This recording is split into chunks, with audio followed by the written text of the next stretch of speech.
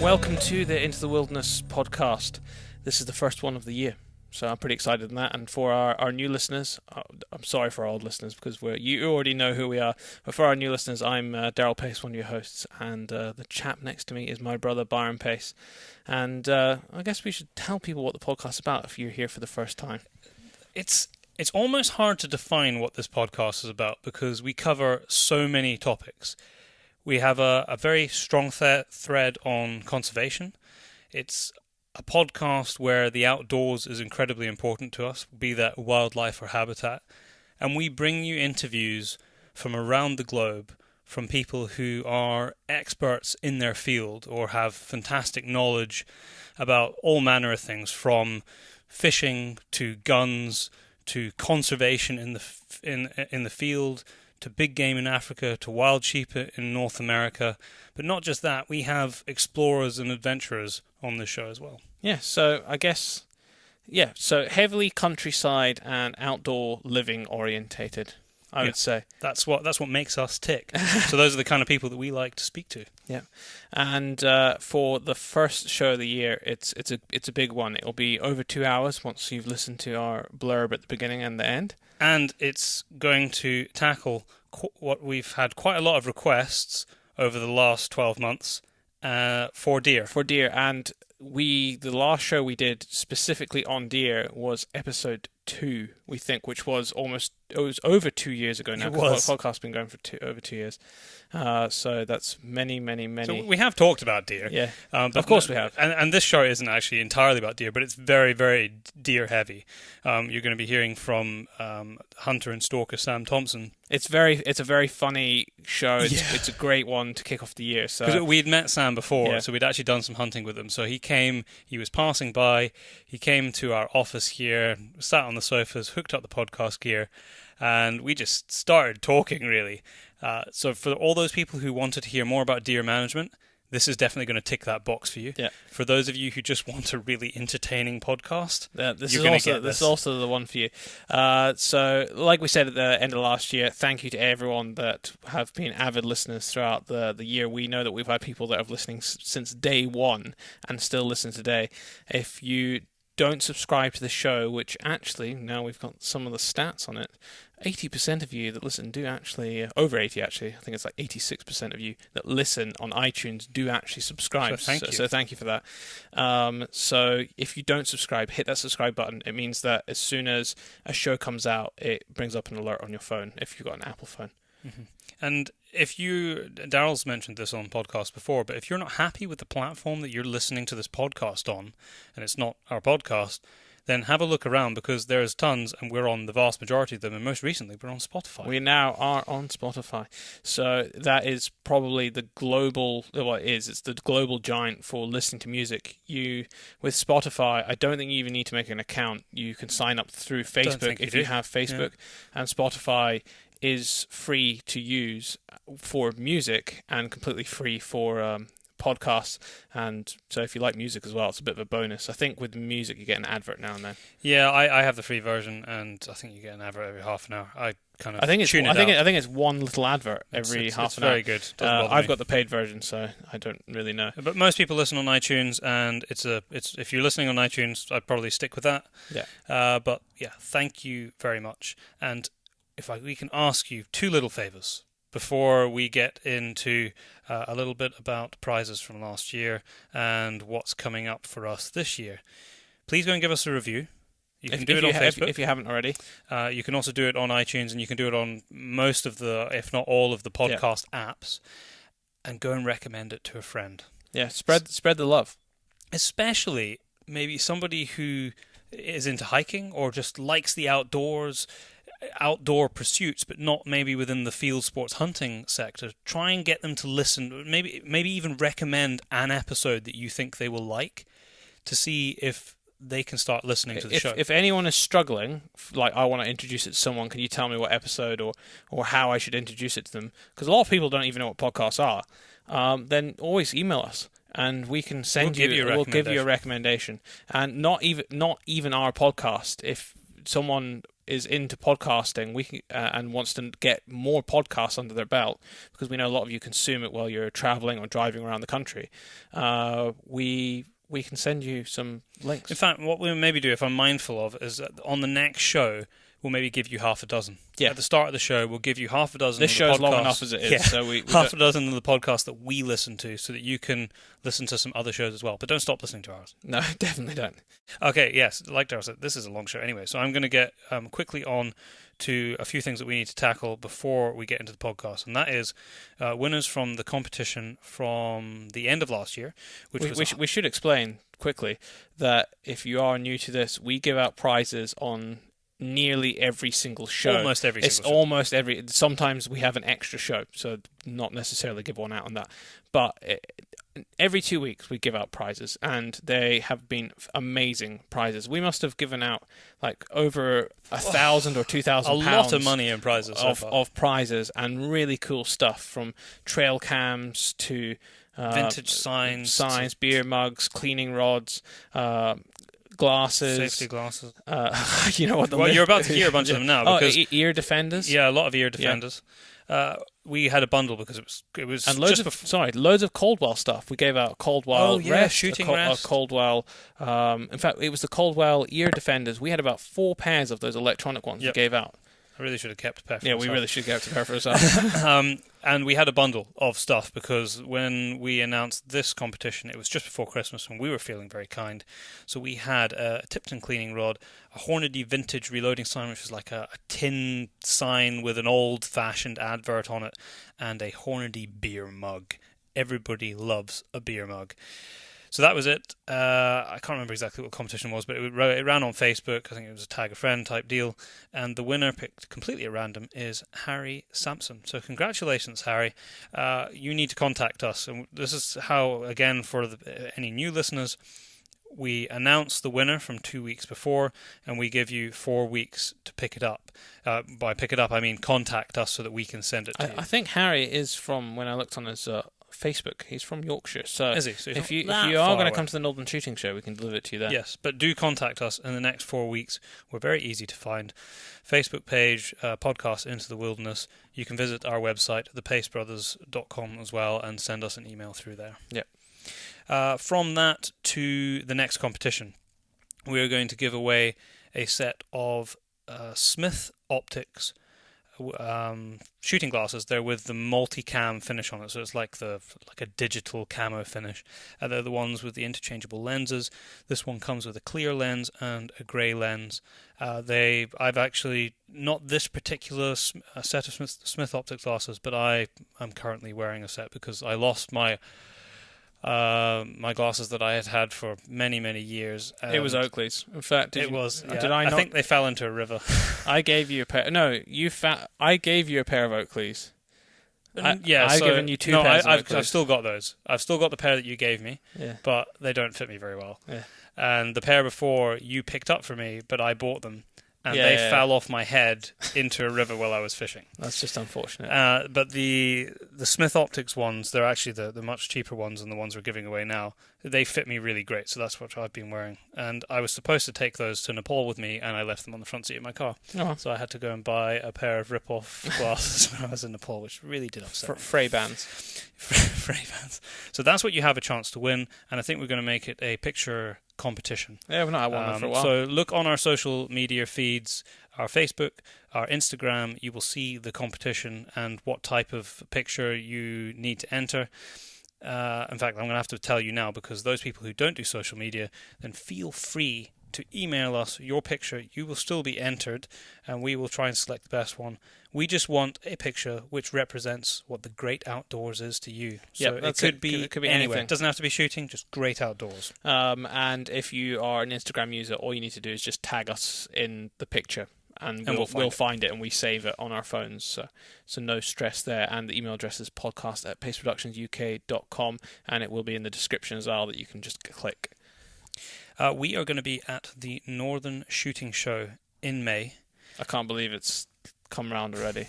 I don't even want to think about it because it's not that far away. I know. But I do need to think about it because we have a lot to do there. One, we're going to be there. We're going to be there in our big teepee tent that we use for our hunts. We've actually got a hunt coming up in 2 weeks. There's actually one place left for that. I think it's a week. No, it's 2 weeks. Is it? Yeah. It's the 19th to the 21st. We had somebody drop out at the last minute, and it's been difficult to get. All the other people who've wanted to come on couldn't make those dates. So there still is one place left. The hunt is going ahead.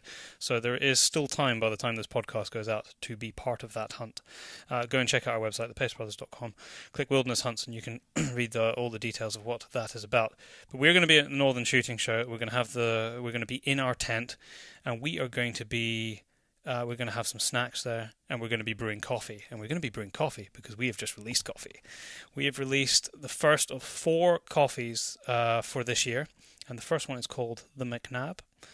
For those people who are shooters, you will know why the McNab. It is in the office already, and we're just waiting on the labels to stick them on. So basically, if you've ordered coffee, but maybe the labels will arrive. I think this week they should arrive. Yeah, well, the week that the podcast comes out. Hopefully they'll be shipping out in the next few days, but don't worry, if you just go on the website, order some coffee, then it'll be shipped out, I imagine, in a few days after you order. I will actually say one other thing, that I have actually just created a Forces discount code, which gives you 10% off. I know that there is a number of Forces listeners, and all I will require from that, unless I know you, because I know that Joe from Best Steer Corps is in the army, so all I'll require is you give me a snapshot of your ID card so I can actually verify who you are. There you go. I didn't even know, but great thing. Thank you. If you by Forces, I also mean uniform. In fact, I should just say uniform services. So if you're police, paramedic, fireman, then we don't discriminate. Let us know and we'll give you 10% off Navy. All the stuff in the shops. Maybe RAF, not sure about that. Coming from the Navy boy. Yeah. But importantly, so we've launched the first coffee, which is called the McNab. I have to say that my girlfriend Beth has done an awesome job on the design of that label. £1 from every bag of the McNab coffee is going straight to the Game and Wildlife Conservation Trust to work on conservation projects. And each one of the other 3, which we haven't released yet, will also be tied to a charity. And our focus is going to be on the conservation, conservation of animals. In the coming month, we should have the 2 coffees out within the next month. Obviously, the McNab being the first one. The next one, I think, is going to be a fishing orientated. It is going to be fishing. We're just tying that up now. So we actually have both the coffees in the office. We're just designing the next label and tying it up with the organisation that we're wanting to donate money to. And apart from the beans, quite obviously, everything else is done in Scotland. Every single part is done. Even the packaging and labels. Packaging, labels. The labels are made in Glasgow. It's completely shipped into Glasgow. Yeah, it's shipped into Glasgow. It's roasted and packaged in Dundee, and our labels are designed, obviously, by us, and they're printed in Glasgow. So as much as the process as possible has been kept within the country. In-house or in the country. Yeah. So it's great for us. It helps support us. It helps support the podcast. But every single bag helps support conservation. Of the McNab helps support conservation in this country through a great organisation in the GWCT. We've really tried to keep the cost down as low as we possibly can, because we're not Starbucks. We can't order. We don't have the volumes to make it £2 a bag. It's just simply not feasible. But then again, this isn't a £2 product because this is a premium, it's a high quality coffee. But also our whole shop, if you've ordered from us in the past, thank you very much. Our whole shop, we're always trying to improve it. So shipping is another thing that we're trying to get as low as possible, because shipping is always We've just revamped all the shipping. So we revamped the shipping to try and make it as close to as possible the actual cost, because before we had to work out basically a flat rate for everyone, and now we're trying to refine it so it is purely the postage and the packaging cost, which obviously packaging costs 30-40p. Bear in mind, we don't live anywhere near a post office as well, so we also have to get to a post office to post. We live in the middle of the countryside. countryside. We don't have somebody to do it for us. No. We do all the posting of everything. So that is there. If you want to see the details, go onto our website, thepastebrothers.com, click shop, you will see the coffee and all our other products. The only thing I would add to the coffee is that if you are wanting slightly bulk orders, 1 kg, 2 kg, those kind of things, please email us and we can arrange a discount. We're We're gonna arrange a discount for it on the shop, but we just haven't done that yet. We had somebody ask for a kilo the other day. Yeah. So and in the future, I think we'll have a discount for our podcast listeners. Yeah, we'll definitely and we'll do change that it month for you to guys. month. Yeah. Okay, very last thing before we get into the show, which is the DNA Film Festival. You've heard us mention it last year. We were running the first hunting film festival in the UK. It's going to be at the Northern Shooting Show.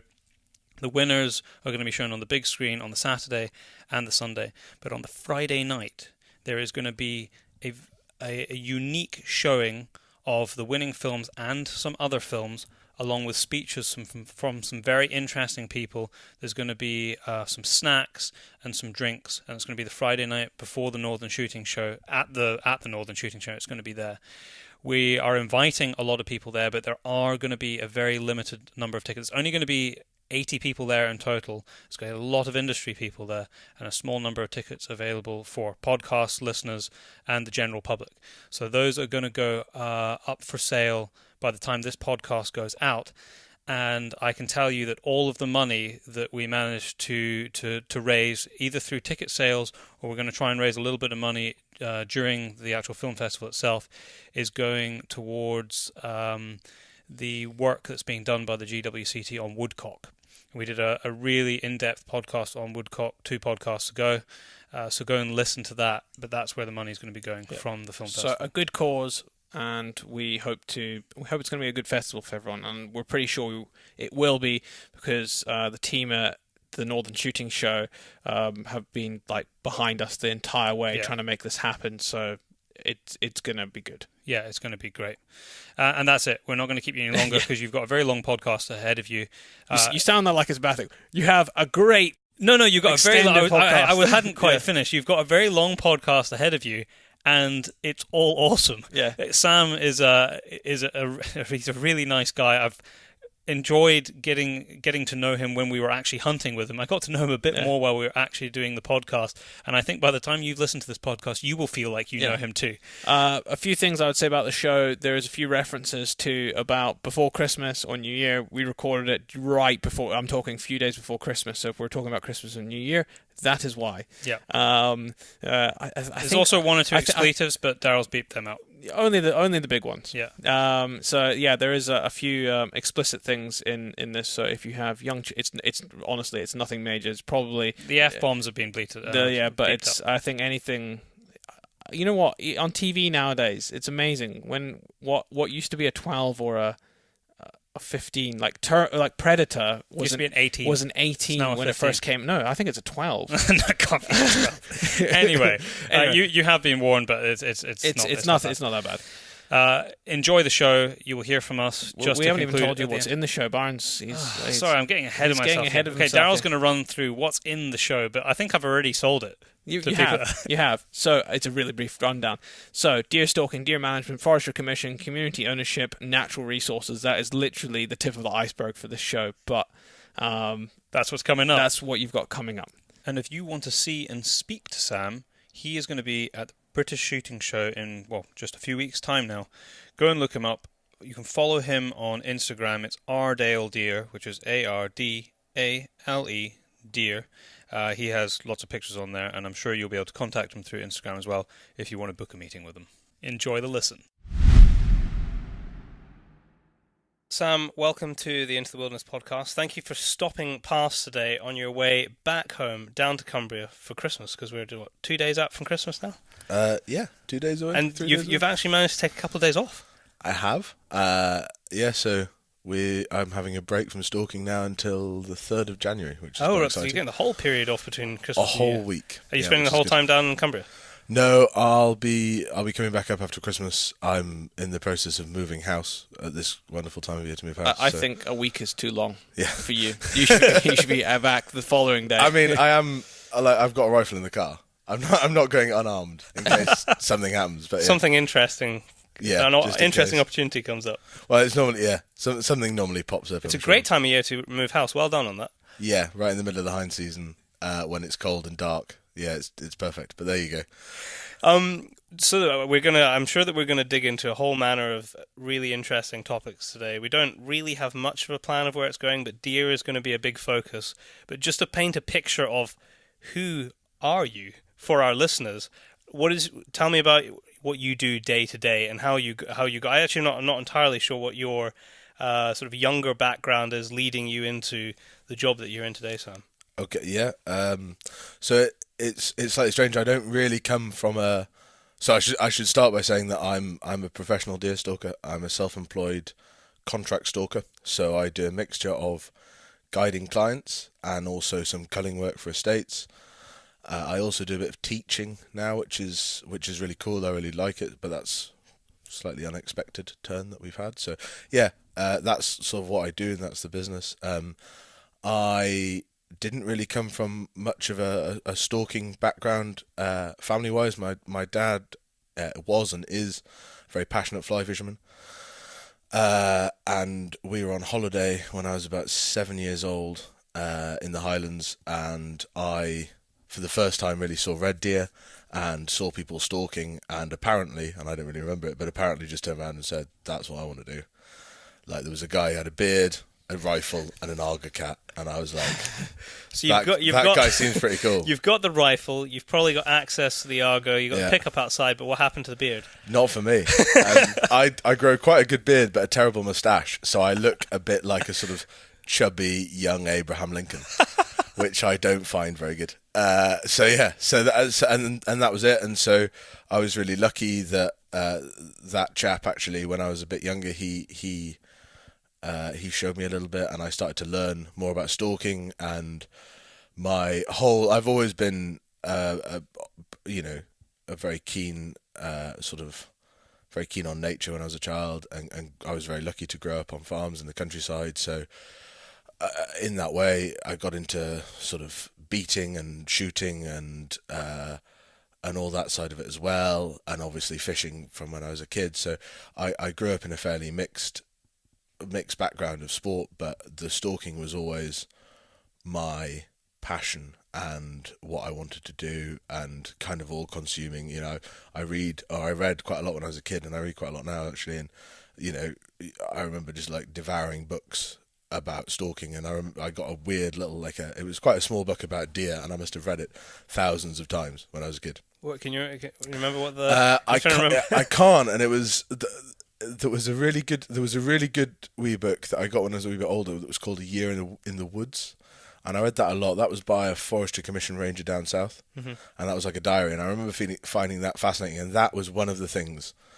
And there was a few others, people I met and everything else, that sort of pushed me to go, right, well, I want to be a deer stalker. Because for a while I thought about being a kind of deer scientist. And then I realised that actually what I wanted to do was run about on hills and chase them. And if you got to play with guns, that was an added bonus. So that's how I ended up doing this. And I've been really lucky that I've worked with some great people. I've learned an awful lot from them and from deer, and being in the nature and learning from that. And yeah, that's sort of how we end up sat here. So when we first met, it was maybe 6 months ago, July, I think it was, Yeah. over on the west of Scotland on the Ardnamurchan Peninsula. So I finished at the start of December. I finished a 6 month contract with Ardnamurchan and West Highland Hunting. So quite a big part of my business actually is subcontracting to other people, be that to provide guiding services like with West Highland Hunting or culling services or whatever. So yeah, I did a 6 month stint out there this year, which was a long time. It was quite cool actually. It was a long time without any phone signal or real contact with the outside world. Really is the arse end of nowhere. It really is. Yeah. You look on the map, and you look where we are, and you go, oh, it's only there to there, and we know roughly where Skye, because we go there all the time, the distances. On American, you arrive on the peninsula, it takes another 2 hours just to get anywhere. It's absolutely ridiculous, and don't get me wrong, it's an amazing place. The landscape, the geography, and therefore the deer that are there are phenomenal, and it's a place I've really enjoyed stalking. It's got a huge variation on it. I would say kind of lowish grounds all the way up to the mountain. Absolutely, tops. and the deer have done very well there for a number of reasons. Part of it is exceptionally good management, and good stalking, but the geography of the place, it's far too complicated to go into in great detail, and I'm not the expert on it, but it just provides pretty much the perfect place for red deer. And if you want to see a film on it, we did make one. Yes, we did. An excellent film. Thank you very much. Yes, you did feature in it. I hope I didn't. I don't really like being in films. I'm sure you must have been captured on. Well, if anyone doesn't know, Sam was part of making it because he did drive us around on many locations when we were. He did indeed. All of the lovely drone shots over the sea. Sam was very kindly chauffeuring us around. I think I said the island there, the peninsula. It is the mainland. It could be an island. It feels like it is as well. It always feels more like again. I go to Skye a wee bit as well, and it feels more like an island than Skye does. Yeah. Mainly because it's not full of sort of tourists and hippies that live there and all that sort of stuff. It's still a very, incomers. White settlers as they call them at Ardnamurchan. So it's a really cool place. It's somewhere I'd recommend people visit, and if you've got an interest in hunting deer, then it is somewhere to seriously look at, I think. Just because Neil Rowntree, who's the head stalker there, is a fantastically talented and knowledgeable stalker. He's a really nice guy as well. You'll learn a lot from a day speaking to him. You certainly do. And the deer as well, purely from the genetics that are there and the way they're managed. I'd say they are some of the best red deer in Scotland. Certainly the best that I've had the pleasure of working with. And there's some big deer there, some big stags. Yeah. I think I probably saw more stags of that sort of caliber in one day there than I would normally see in a week wandering around the mountains. And that is one of the beauties of that place, and it's also, for me, it's kind of a shame that it's an apt reflection of how deer seem to be being treated in other parts of Scotland at the moment, which I'm sure will something we'll talk about later. But deer actually, it's one of those species that's been very topical this year. Another one being woodcock. You informed me that you listened to our woodcock podcast. Because of course Sam is a podcast listener as well. Yes, of course. I am now a podcast. When do you consume them most? Is it when you're out at night or just travelling around? No, it's driving. So I spend a lot. I do like 30,000 miles a year. Normally in places with very little phone signal. Yeah, so you need something you can download. And very little. And I don't know, I think it might be my Hilux, but my radio in the car is awful. Like, it's just terrible. So as soon as I'm... As soon as you're on the west coast, as soon as you're west of the A9, the radio's out, and you're like, okay, so what... And you get through...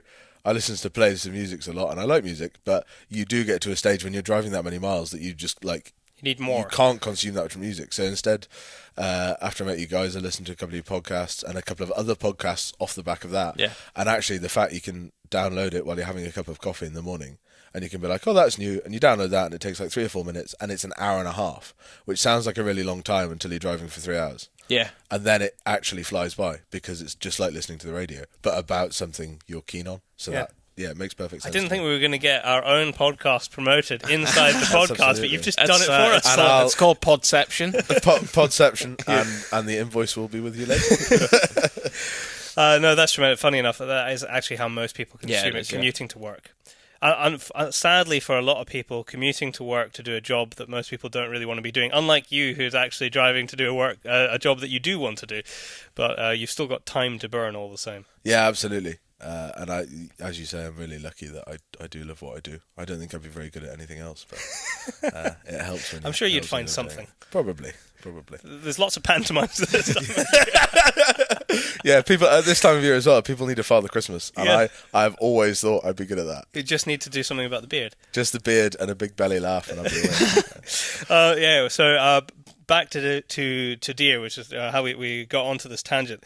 It was woodcock have been talked about a lot in the last month. We did a podcast on that, just as we were saying, and deer have come up a lot in the last year.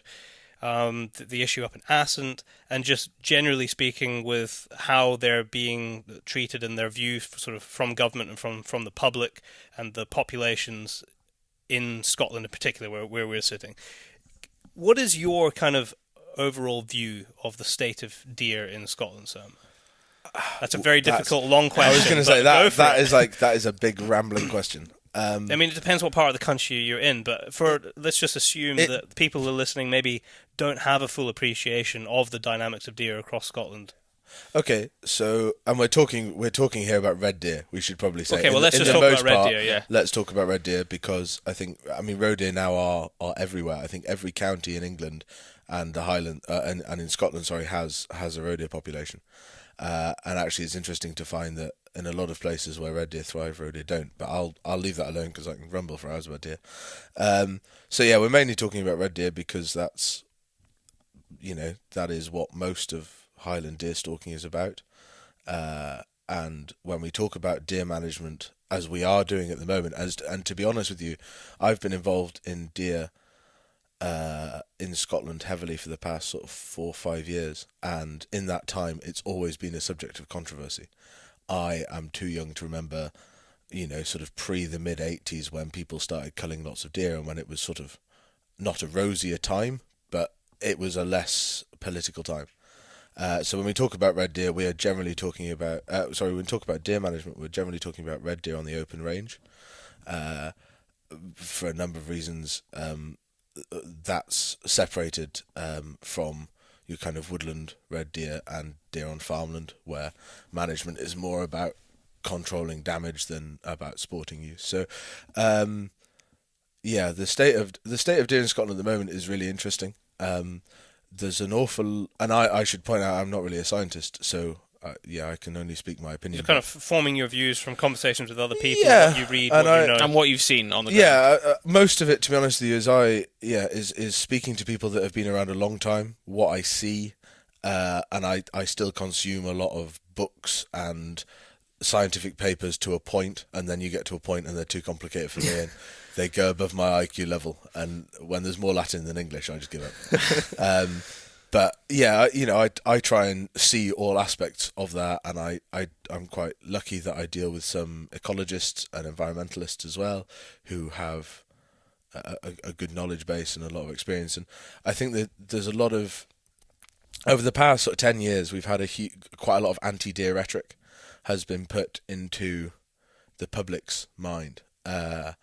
And also, to be honest with you, into recreational stalkers and the clients that we get, there is this trend for people to talk about, there's too many deer. Deer are always increasing, and you're right, you do hear it a lot, and from all different angles. And I certainly think that was, I don't disagree that deer are increasing in areas, but I think there's probably around 300,000 red deer in the Highlands of Scotland on the open range. That's what I think is probably a reasonable estimate, which is mirrored pretty much by the ADMG. I think that's the Association of Deer Management Groups, and I actually think we're at a much lower number of deer than we were in, say, the mid 1980s. As an overall population. Yeah, absolutely. In the mid 80s, you speak to the kind of the older generations of stalkers, and they talk about seeing, in the Cairngorms, groups of 5,000 stags in the summertime. In places like Glenfeshie, where we've, through management decisions, there's been a big reduction in deer numbers.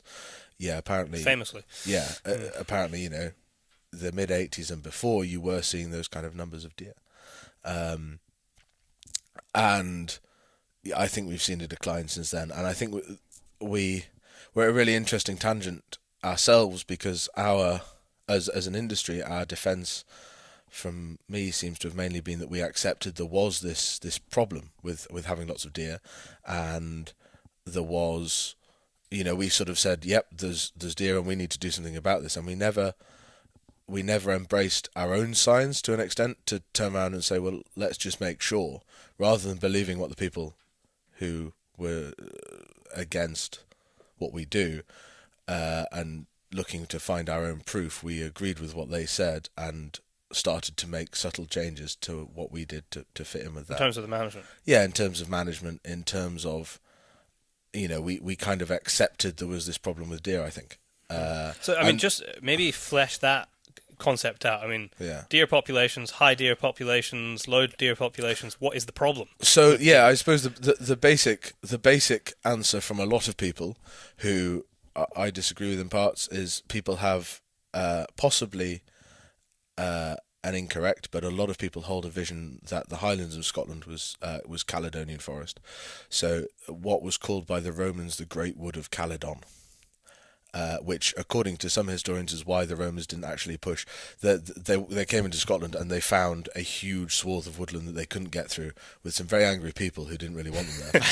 And I read a really interesting article about this quite a while ago that basically said if you were a young Italian soldier in a really cold, wet, miserable place, and these with blokes, midges, and blokes who are dyed blue running about in a really massive dark forest throwing arrows at you, you'd go back to your general and say, it's not worth it, mate. Yeah. Let's just not bother.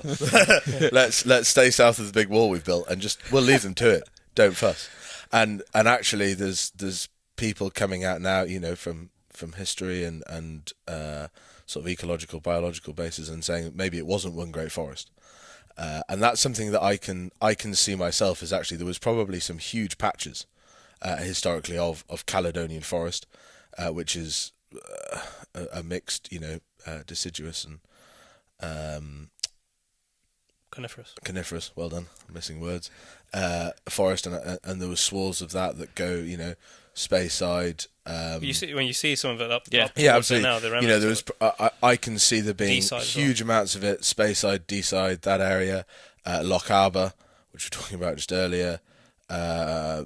Around Craigmeggy, the Natural Nature Reserve, I don't doubt that there was huge swaths of native woodland at one point. That I also don't doubt that we'd harvest, burnt, whatever we did to reduce it, so we had more agricultural land as the population grew and everything else. But I do question this idea that it was trees from river to mountain, and that has been the mantra. That this idea that we had this Caledonian forest, and we have so reduced it, and basically we have a moral responsibility to restore that forest. And I don't disagree with that in principle, because I think people have done an awful lot of damage to the world, and we should look at reversing some of that change. What I struggle with, and it's something that comes into rewilding as well, is you have to pick a date. Yeah. Yeah, how far back do you want to take it? Where do you want to... I'm feeling quite warm right now in this house, but the cave along the way... Exactly. And how far back, when is the day where you go, that was right, and the change after that was entirely due to people, and that's what we should be going back to. And there's a lot of people that do really believe in that's what we should be doing, that we should be reforesting. And obviously what goes against that quite strongly is the deer forest and grouse moors that we have, and this idea that our landscape in Scotland, which a lot of people see as wilderness, which I disagree with, but this idea that managing it for sporting purposes is directly in contradiction to what it should be, and what morally we have a responsibility to restore. And this idea is that the sporting estates built up huge populations of deer sort of within the last century, coming, over the war, obviously less people stalking, that kind of stuff, and the deer population has sort of bloomed like algae in the sea, and suddenly we are awash with deer. And I think something that really brought that home to me is a very good friend of mine is a very good ecologist, and as part of his work he travels all over Scotland, and he counts deer for a living, and he does various different... This is the guy that we met. You were living with him. No, different ecologist. Okay. I know a few ecologists.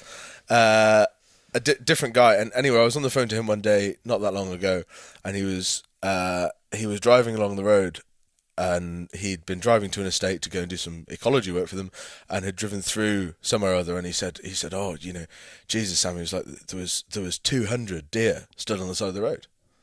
I was like, yep. He was like, there's a lot of deer. And I was sat there going, okay, and conversation finished, and I was driving along myself, and I'm sat there going, it's not a lot of deer. That's like going to the Serengeti and going, Jesus, there's a lot of zebras here. Yeah. They're going, that place is a deer forest. So seeing, groups of deer like that, it's not a bad thing.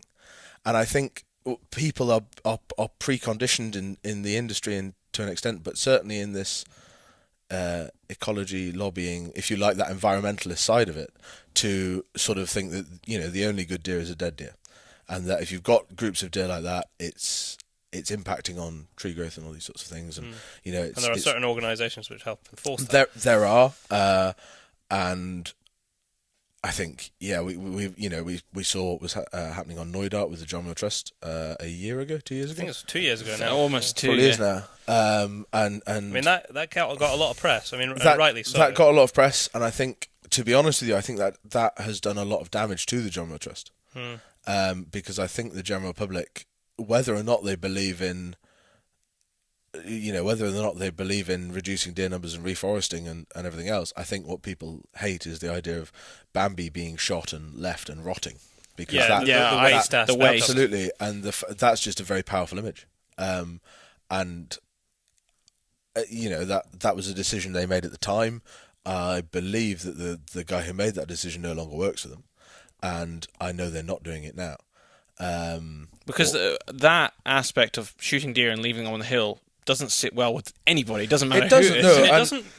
There are other parts of the world. We had this discussion at the time, and this is a slight tangent actually to what we're talking about. But there are other parts of the world that have far more arduous terrain than we have, and they take their deer out. Yeah, absolutely. And it's a requirement. The guys in New Zealand, and even go beyond that and to where that part of Noidart was, pre-John Moore Trust. I remember speaking to an old boy who'd stalked there back in the 60s, 70s, I think, 70s, 80s, and he never had to leave a stag in there. And as I say, first-hand experience, I didn't know. Yeah, no, I can't remember the guy's name, but it's one of those things that shooting that number of deer and leaving them, and don't get me wrong, I've left deer on the hill myself, not many of them, but certain, if you've got a really poor calf or even a really poor hind, and you've got a population of eagles, ravens, whatever, you look at that, and especially, the likes of last winter was a really bad winter for carrion because it was so mild. There wasn't the natural mortality, and this is not based on any science whatsoever, but I would suggest myself that probably will have quite a heavy impact on the likes of golden and seagull populations and that kind of stuff because they rely heavily on scavenging. Well, interestingly, actually, in Harris, they as part of the community management there, they have a certain number of deer which have to be left on the hill every year, and that's specifically for the eagle. Yeah, and so I'm not again. If you turn around and you go, well, that's a really poor calf, or that's a really poor hind, or even that's a really poor stag. Because a friend of mine's on Harris, and he shot a stag this year that was I think 8 stone or something. Oh wow! And they carried that off the hill, and why would you not? Because it's the weight of a rabbit. So that's not a particularly arduous drag out. But if you're shooting really poor quality animals, and you go, right, well, that's not going to be something I particularly want to eat. That's not a premium venison product. That's not no one's going to want to put it in the food exactly. chain. Yeah. And you're certainly not going to get your good whack from the game dealer for it. And you compare that to tiding your other species over. I think that's a reasonable and I think that's a reasonable and fairly defensible decision to say I'm going to leave that carcass on the hill. But the flip side, there's a massive difference between doing 1 or 2 a year and doing 70 in one go. Over a season. Yeah. And I think there's that to me speaks volumes for how certain parts of let's call it the environmental industry, because we as deer managers and land managers and gamekeepers and whatever we are part of an industry in Scotland that includes lobbying organisations, the National Trust. All these different people have an interest and a right to be involved.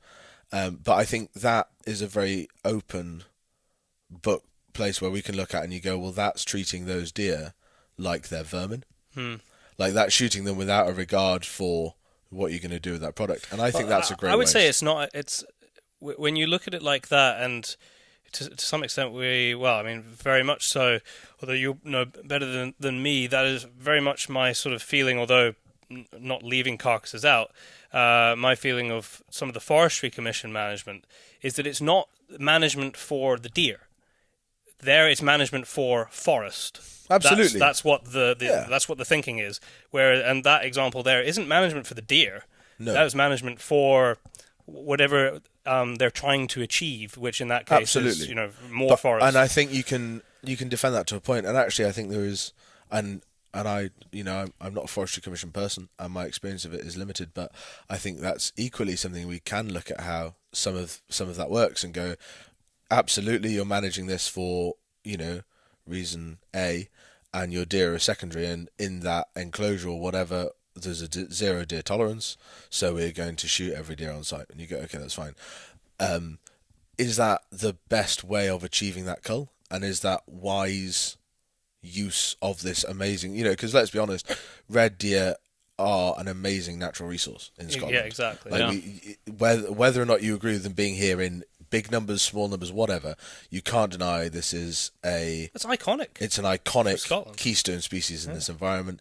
It is, it's been here for probably about 12,000 years since the Loch Lomond readvance, and there's no doubt, even without sporting management and everything else, it shaped this environment. And a lot of the forestry professionals and these people now, they accept that a good forest has deer in it. You can't have a forest without deer, and I think that's crucial. But the Forestry Commission is a different tangent, and personally, I think that contractors being paying quite large sums of money to shoot deer that are then sold to a large company, who then take it abroad and distribute it in really far reaches. And this is a kind of personal thing of mine, but why not instead would you have local people doing it and using that meat locally to feed people this incredibly healthy, low food miles? Because we do have a demand for it. There's a huge demand for venison.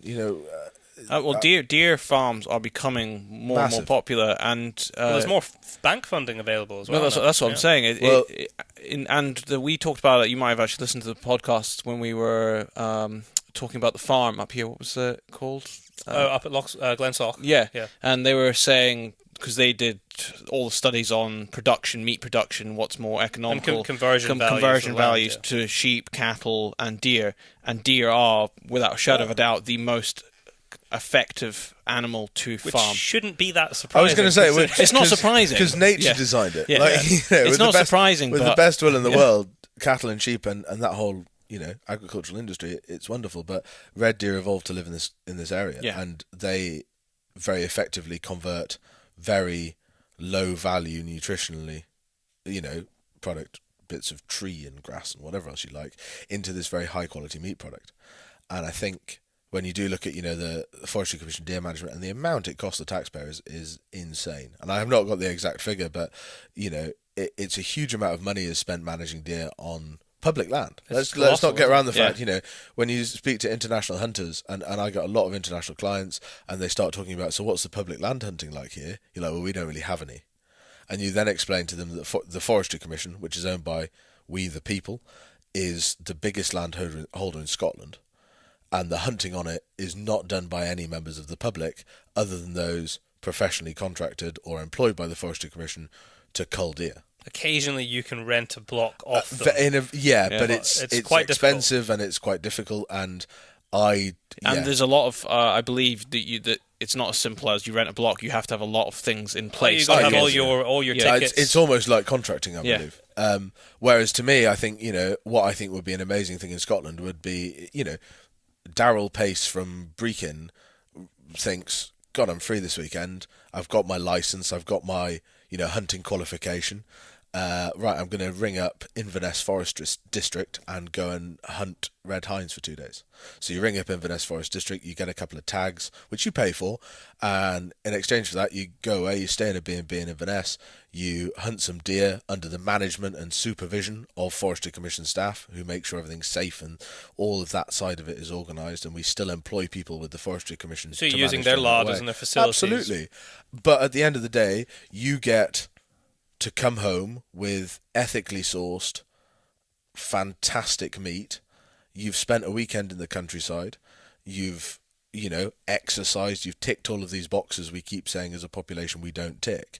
And you've done it while not costing the taxpayer anything and probably generating money for the National Forest instead. And I look at that and I go, are we really daft? How is pretty much every other country in the world got something like this in place? And our answer is it's not safe enough. Yeah, and I suppose the other aspect of it, which is a difficult dynamic to juggle, is that although it's publicly owned, it is still and I agree with what you're saying, and I would love to see more public access there, and I would love to see actually more deer in those forests. But it is a harvestable crop, essentially, absolutely. And it needs to make money. And that deer management has to be part of forest management. But really, the deer management, from my experience of spending time in Forestry Commission areas and with Forestry Commission, not all of them, but a lot of Forestry Commission ranges in the past particularly, is that it's actually not deer management. It's if it moves, it's dead. Yeah. That's not management. That is not management. It's wiping out. Forest, that's forestry I was going to say it's forestry management. It's a type of management. But it's not deer management. It's management for the forestry. There's a big difference. But to be fair, in that way, I mean, they are managing their deer population to as little as possible. They have a policy, that they don't want deer, and in that situation where they're growing young timber crops, something I didn't mention earlier was that I actually studied forestry at college for 2 years, and in that I learned that deer can't always win. And that, when you're growing a young timber crop, you can't really have deer in it because of the damage. Absolutely, but once those trees get to a certain established age, you can. Mm-hmm. And the flip side of that, and the really interesting thing that you just said was you'd like to see more deer on the public forest. I think there's a lot more deer on the public forest than we all think. Really? I genuinely think that we probably have nearly nocturnal populations of deer of various species living in Forestry Commission areas. But that's because they're being hit so hard during the day. I think that's because they're being hit so hard in certain areas. Mm-hmm. I think if you looked at how some of these deer move, and you'll find that they know that the contracting season runs from kind of September to March, and so in those periods they almost shut down and they move very little and they stay in the very thick areas of timber where people don't go, and then the rest of the year they are a more active animal. But as I say, I don't have a lot of science to back that up. That's just something that, hearing what I hear and speaking to people and seeing what I see, that's something that I've heard and sort of started to consider, and it makes a lot of sense. Because let's not forget, 3 weeks ago, the Commission announced that they're going to be using helicopters again in the Trossachs. Yes, I saw that. So that's like 20 years after they did it last time, when they did the big. And it worked so well last time, publicly. Well, the thing is, publicly it kind of failed. But let's say, for argument's sake, 20 years ago, they had this massive population of deer, right? And so they brought in helicopters and marksmen, and they shot buggery out of them. And is that your technical term? That's that's technical. That's the technical term for killing lots of deer, shooting buggery out of them. So 20 years ago, they dropped the deer population right down to whatever they wanted, 2 deer per square kilometre or whatever it was.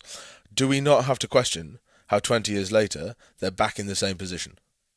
Like, I don't disagree with using helicopters for deer management. That's something. It's possibly not a particularly tasteful thing, but in situations I understand that. But to me, is there not a level of incompetence there when you've whacked them right down, you haven't been able to keep 20 years later, they've built up to the same level again. You're back at your really high densities you can't sustain, so you've got to spend all that money again getting helicopters in and all these people. That to me is not good deer management. Again, it's public money, and it's all paid for by the taxpayer. Just to play devil's advocate there, if we imagine that we did have way more public access to all of the Forestry Commission grounds, so there was a lot more people, the availability of stalking certainly, do you think it would work? I mean, do you think there is enough competence and will to put in the time to actually get the numbers down to what they want to achieve on those areas? It's a very valid question, and as I say, it's a personal opinion held by me that's not particularly backed up by a great experience. I've not done public land hunting myself. My experiences in Scotland and a little in England, but in my head, theoretically. Mm-hmm. I mean, it makes sense. We spend a lot of money publicly, and there's people who do it for free. So let's take an imaginary forest a forest area that's got a ranger in it, right? Okay, and your answer is okay. That is however big it is, and the Forestry Commission can afford to put one ranger in it to shoot the deer. So you put a ranger in, and let's be honest, he probably lamps the deer in it. Probably shoots out a season if he's got a lot of deer. I should just say they get licenses for that. Absolutely, and it's done legally. And I'm not arguing with that. I think in certain situations that's probably fine. But what worries me, and what I think is sad, is when that becomes the norm. And it is increasingly. And it is pretty common. So anyway, we've got our imaginary forest district block, and we can afford to employ one ranger by the Commission to shoot the deer in it. Okay, so he is no doubt an effective deer manager in that he can shoot lots of deer, but he's still only one man.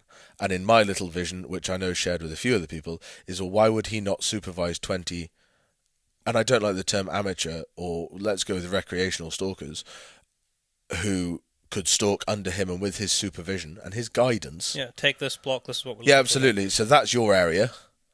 Go in there and do this. That's your area, And obviously, I think in this hypothetical situation, we need a much better training system than level 1 and level 2 DSC. Yeah, there's a lot of holes in that. Yeah, there is. But it was what was put in place in the time.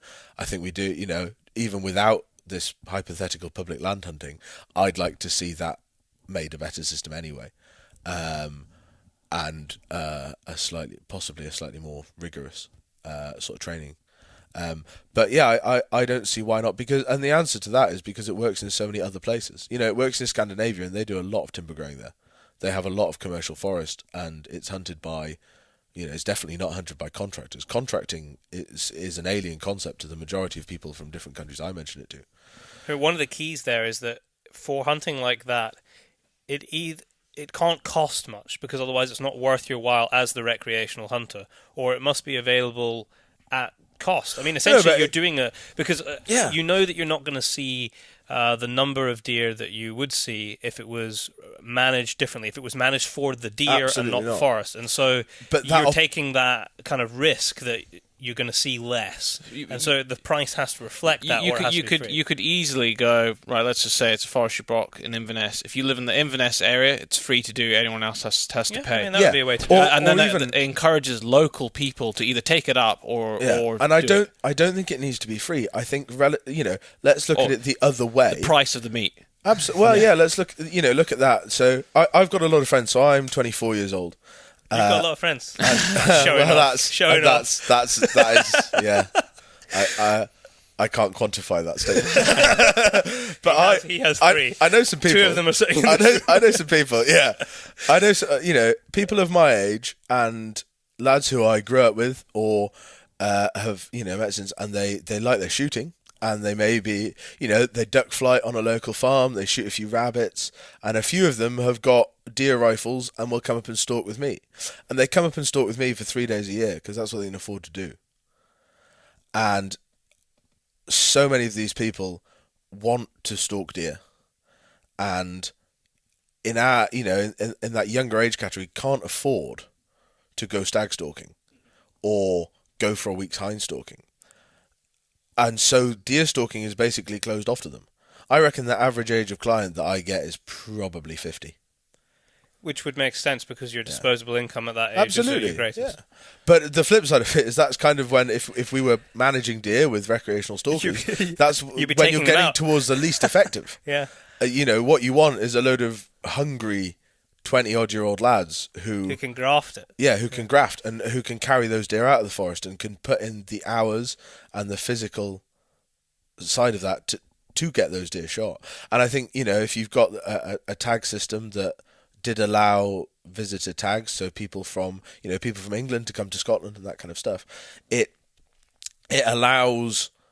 opens up deer stalking to a whole bunch of people that presently maybe like the idea of it, but don't have the opportunity.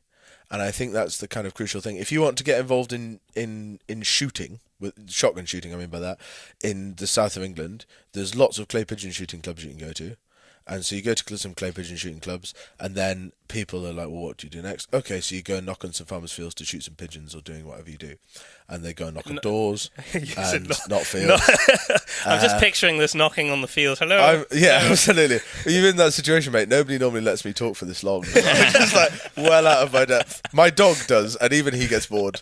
But, it is stalking. It's of all the pursuits we have in this country, country pursuits as we call them and hunting as they call them elsewhere, to me stalking is without question the best. And I have to say that, but I do believe it. I think it's often the most challenging. It gives you one of the closest connections definitely with for nature. Me, yeah. It in a lot of ways takes the most out of you as well. You can't go and wing it. You can, if you've got some money, you can go and buy a peg on a day shooting and turn up and shoot at things and be useless and have a nice day. And because you've paid the money, that's fine. If you come stalking and you miss your deer, what are you have less opportunity. There is this reverence to it, because deer, for whatever reason, seem to have a slightly different connection to us than birds and everything else. It is on this slightly higher plane, I think, in that way. And that's something certainly that I feel, and I think it's something that's shared by most of the people that come hunting with me, is that it is like a step up, almost, in some way. Something within our DNA from, if you think about it, we've been hunting deer in Scotland since we turned up. Yeah, they've been part of our life. Absolutely, part of our they culture. really have been. That we and the red deer have evolved together. And when you look at these people, these ancient skeletons they find in bogs and all that sort of stuff, you invariably find antler on them, be it made into tools or headdresses for dancing ceremonies or whatever. You find parts of red deer with those people. This, and it's only very recently that, for the vast majority of people, we've disconnected. Like, you look at the period of the time that people have been around, and you look at how recently they have disconnected from wildlife, and especially, their prey species. It's only the last 60, 70 years. Absolutely. Yeah. And even if you turn around and say, well, the average person stopped hunting deer 300 years ago, that's still no time at all. No, in the grand scheme of things. In the terms of your DNA, of your makeup of what you are, that's like just a blip of a thing. And I don't know if that's the reason that it's got this connection, but it definitely has. And I think there's so many people missing out on that because, and I'm going to hold my hand up and say that, coming stalking with me is probably not the cheapest option, but I have a business to run and I enjoy eating and occasionally having some money. So I have Christmas to charge. coming up. I do indeed. So I've got to buy a lot of Baileys and gin and things like that. But, you've got to make a business, and it's an expensive thing to do. Running a machine and a quad bike or an Arga cat and a pickup truck and having an estate rifle and a tracking dog and all these different things. All has cost. I mean, Jesus, I spend like 400 quid a year on boots. You've got to charge to take people out in that sense, and the estate's got to make some money as well and everything else. And so therefore, as I say, I think there's this pool of people who could be really competent deer stalkers and could the access point. It's just not there. So going back to kind of how we got on this line of discussion. Don't apologise. The tangents are awesome. How do we change the public perception and view on deer? Because Jesus. Yeah, I mean it's almost the impossible question, isn't it? But I think where we've ended up is we have an issue where there is a lot of negative connotations with deer and deer populations and numbers. Yeah. And it is like the Atlantic salmon, an iconic species of Scotland. It is. You imagine the stag's head, and like that is Scotland. It has Scotland written all over it, and yet here we have them being treated on a level that doesn't reflect the kind of iconic status. If you ask most people what they think our national animal is, they would probably go stag, even though it's the unicorn. Is it really? Yeah, the Scottish national animal is the unicorn. Yeah. Of course. We see them all the time, I think it should be the red grouse because it is miserable and thrives in inclement weather. But no, I think that brings up a really interesting point in that actually let's look at deer and how I see myself as a deer man first and foremost, and before I make money from shooting them and managing them, I am a passionate human being about deer as a species. As I just find them fascinating. I spend hours watching them. There is a herd of pet seeker deer that live in my garden, as much to the dislike of my Bavarian bloodhound that wants to kill them all. I just find them amazing, and I love watching them and studying them and learning about them. And we're at that stage now, and this is the thing, and I speak to people who are involved in places where they are shooting deer very hard, and there seems to be this attitude. I was speaking the other day to someone, and I can't name where it is, but he works for someone that is shooting the deer very hard, for their own management objective, and we were chatting, and I said, "Are you not worried that you're kind of shooting yourself out of a job?" And he said, "Oh, don't worry, they'll be back in 20 years." And there is kind of this undertone of attitude with certain people, and not all people, but with certain people within the industry, that it's an irresortible resource, that the deer will always be here. Yeah. And I think how I feel about that, my response to that is yes. But when white people turned up in America, there was 600 million bison, and 200 years later, there might have been 1,000 of them. Yeah, I think it was down to a few hundred, actually. It really was, yeah. and it ironically was Buffalo Bill who, and among others, who championed, a buffalo hunter that championed the return of the bison. And I feel in Scotland there is a great parable to draw with the people standing up going, "Leave the deer alone," are the stalkers now. Mm. And everywhere else in the world, when they talk about anti-hunting, they talk about people who don't want you to shoot the deer. And here, our anti-hunting, in very much, inverted commas, is the people who want to kill all the deer.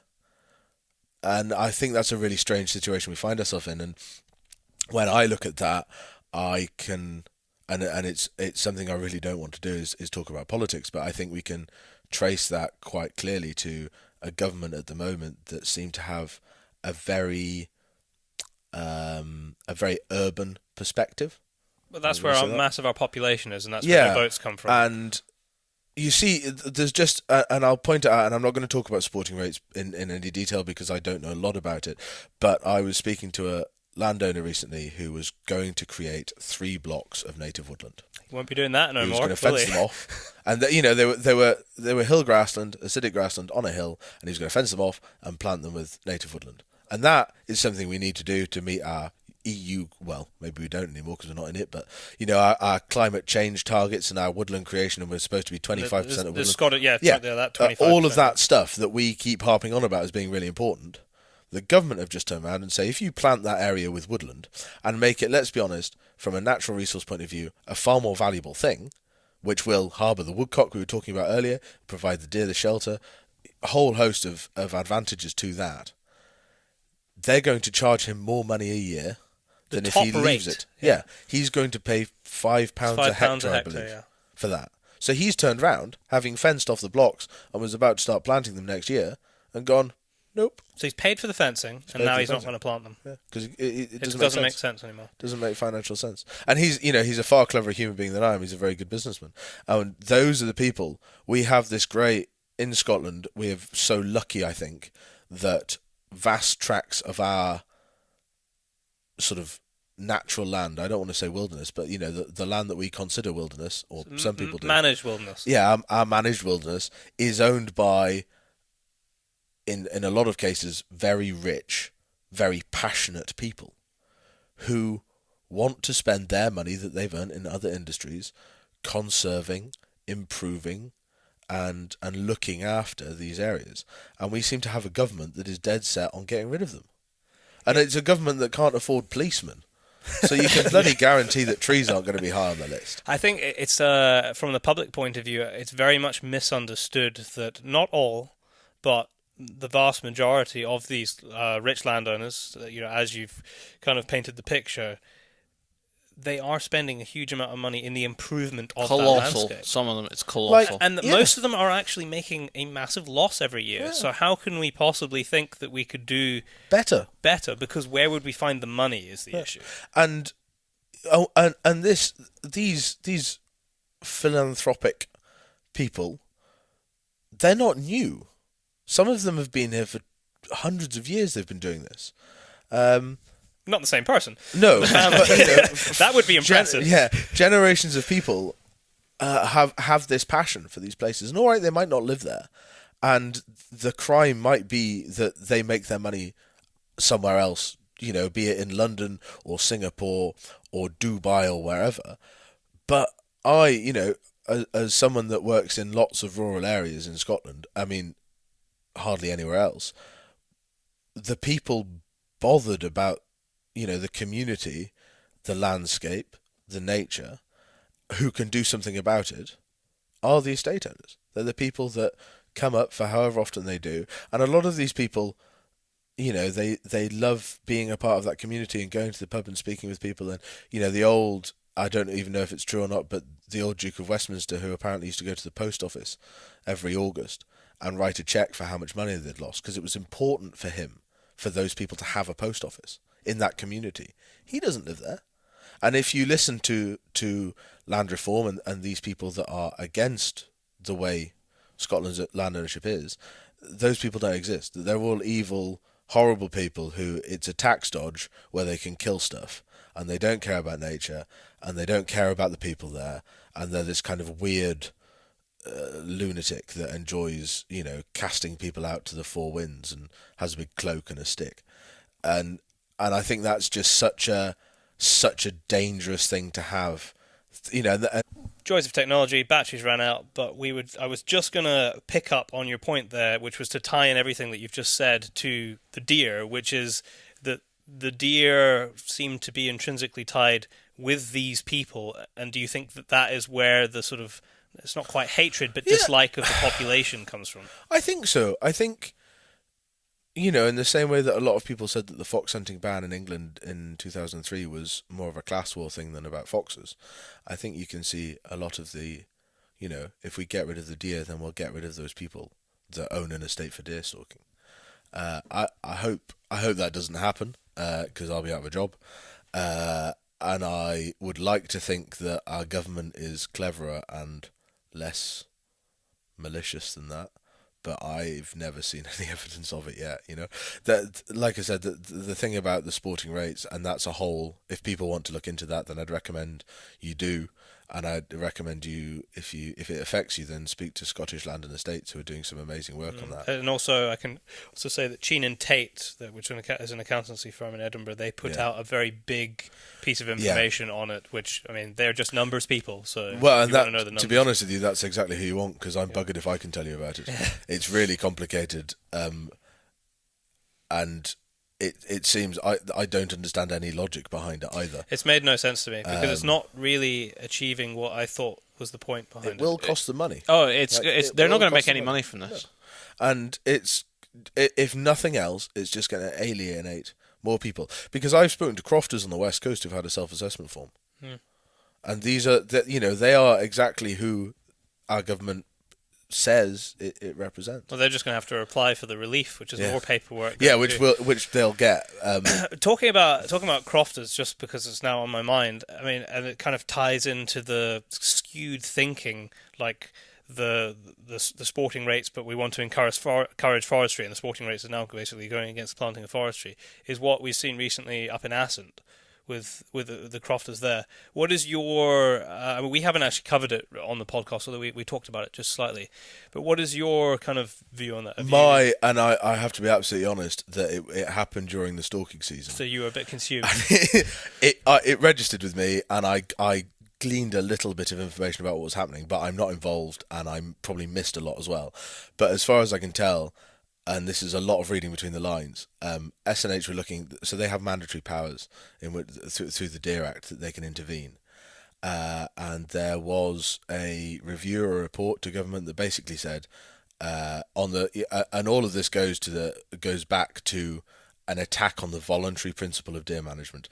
Basically, so this was community ownership. Well, Are you going to cover that? So I'll just try and explain voluntary principle. So basically, the way it works in Scotland, if you own the land, you are responsible for the deer management on that land, and you decide your own kill figures. You can kill all the deer, or you can kill none of the deer, and legally, there's not a lot of interaction until they start to damage designated sites for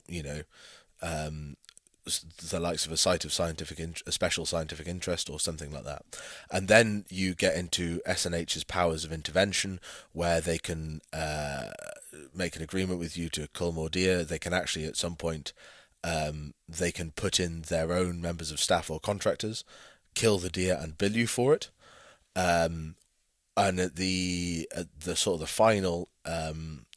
final crack of the whip, if you like, under the Deer Act is the Section 10, which is a follow and kill notice. So they can actually put a boundary around, if there's a problem estate where they haven't shot enough deer and they're affecting designated sites, then SNH can put a boundary around that goes into other people's land, and so that they can follow and kill those deer onto other people's land that probably haven't done anything wrong. And that's a massively simplified and possibly not in technical description of it. Gives people an idea, but it gives you a rough idea. And so, but as far as I can understand, Assynt, which is now the longest standing community owned estate in Scotland. Yeah, I think it was one of the. It was yeah, the first. It was buyout, the first, yeah. and it's an amazing place. If anybody hasn't been to Assynt, I'd really recommend you go, because it's just one of those areas of Scotland and the world that is truly beautiful. And Lots one of of those places, fishing too. yeah, some amazing trout fishing, like some of the best trout fishing, and one of those places where you can stand at the bottom of a strath and just be humbled, and you just stand there and you can kind of stand there and take it in and go, we don't really matter at all. Like, nature's got this covered. And I think those places are amazing, and there's something we need to protect. Anyway, so that's a tangent, but so it's community-owned estate. The community bought it out at least 20 years ago, possibly longer. I can't remember the I think date, it a might long be time 21. Anyway, I was very wee, so it doesn't really bother me. But basically, SNH, on there is a place called the Ardvar Woodland, which, as far as I can tell, is a birch woodland with some oak regeneration coming into it. And the estate, the community-owned estate, were involved in, I think, a Forestry Commission contract to improve that. And increase the amount of oak cover within the woodland. Anyway, so this last year, probably, was that July, August time? I think it was early season. Yeah, it must was have about been early Game Fest season. Yeah. Okay. So an SNH turned round and for anyone that doesn't know, SNH stands for Scottish Natural Heritage. It does. Yeah. We have a lot of foreign listeners. A lot of foreign listeners. Okay, yeah, no, absolutely. So that's the government body that's in charge of, in short, nature in Scotland. It's a bit like the Game and Wildlife Department, I suppose. Yeah, fish and game type Fish and stuff in game, America, that kind of stuff. Yeah. So they turned around and threatened the crofters with, I think they'd offered them a Section 7, which is a voluntary agreement to reduce deer numbers, and then they threatened them with a Section 8 this year, and basically said, if you don't get your house in order and kill all these deer, we'll come and do it for you and we'll bill you. And the crofters turned around and said, no, we like the deer. They're part of our income. They're part of our identity. Commercial interest, yeah. And by the way, last year the Forestry Commission paid us a grant. And the basis of that, the basis of this whole Section 8 and the pressure from SNH came about because of that woodland, the Ardvar woodland being, and the oak trees being in poor condition. And what the crofters returned, and I say the crofters by the community-owned estate is what I should call them, they turned round and said, well, A, the deer are an important part of our income. They secure employment, meat, all of these advantages we all know from having a population of deer that can be managed properly. So we don't want you to come and shoot them. And B, the Forestry Commission paid us a grant because our woodland is getting better. So you've got one government agency, the Forestry Commission, saying, well done you, your trees are growing, and the other government agency saying, because your trees aren't growing, we're going to come and kill all your deer and charge you 70 grand or something ludicrous. So this went to the head, and the community went to the press with it, basically, and said, quite rightly so, the government's picking on us. Yeah. And I think a lot of, and this is purely my opinion and reading a lot between the lines, but because of SNH's, this whole thing at the moment of challenging deer management and how we do it, there has been a drive by certain people to basically nationalise deer and to take away the voluntary principle from a state, so you are not in charge of your own deer management. The state will tell you what to cull. Which is very kind of Scandinavian kind of thing. Scandinavian, American. It works in a lot of places in the world. But the state will, it will be managed by them. They will tell you what to cull. They will tell you what level of deer is acceptable. and that kind of stuff. So certain people have been pushing for that to happen because they see that as a way to reduce deer numbers, and we go back to that Caledonian forest thing, increased tree cover, blah blah blah. And so I can see what happened in Ascent as, I think, SNH were trying to flex their muscles. I was going to say, it almost seemed like a bit of a test. I think it was, and I think a lot of that they picked Ascent, I think, because historically crofters have not always been the biggest fans of deer. Yeah, but that's very true. Because, they come and eat the silage parks and everything else, and crofters. I remember somebody telling me, and it was somebody that worked for SNH a long time ago, when I asked them why they would pick on the deer, and they never picked on sheep. Their answer was that deer are owned by rich people, and sheep are owned by poor people. And therefore, we will crucify deer, but we leave sheep alone. And I remember thinking at the time how hypocritical that was for a number of reasons. But we've got 6 million sheep in Scotland, and if we're so worried about overgrazing by large herbivores, and we're killing all the deer because they're eating stuff, should we not worry about all the sheep, which, funnily enough, also eat things? Very pertinent point. It has, at some point in the past, that was brought up on the podcast. I can't remember who by, but it is all grazing pressure. Yeah. It's all a mouth. A tree doesn't know whether it gets eaten by a deer or a sheep or anything else. Yeah. It's large herbivores that really you categorise it. Anyway, so I think it was SNH, as you say, trying to flex their muscles a little bit and try and basically show off and say, well, when deer management's not going well, we're not scared to get involved, because up until then they hadn't got involved in many places. Now I see that as probably the voluntary principle working. In the most part, was why they didn't have to get involved with Section 8s and that kind of stuff. And I think they went to challenge Ascent thinking that the community-owned estate would say, yeah, all right, we don't mind the deer, we're sheep farmers, we don't care, come and kill them all. And they go and do it, and everything else was fine. And in fact, the crofters turned around and said, no, we like the deer, sort of come and take them kind of thing. And SNH backed down pretty damn quickly. A few MSPs really got their fingers burnt, and having said really derogatory things on social media, got an absolute trouncing, which I think they deserved. And I think it was actually nice to see us win a little battle for once. And the thing that I don't understand, and this is something I remember it being brought up at a meeting, and I can't remember who brought it up, but it was a really valid point. All of this flack comes around designated sites, which is areas that have been chosen by sort of in line with European guidelines by members of SNH and whatever else, to designate them as being important for whatever reason. It could be a birch woodland, it could be a type of bog, it could be because there's juniper eagles site. there, otters, you name it. And these designations are what all the fuss is about. So where people are getting hammered about deer numbers, and don't get me wrong, I was talking earlier about the numbers of deer in Scotland. I don't disagree that there's areas in Scotland that have too many deer.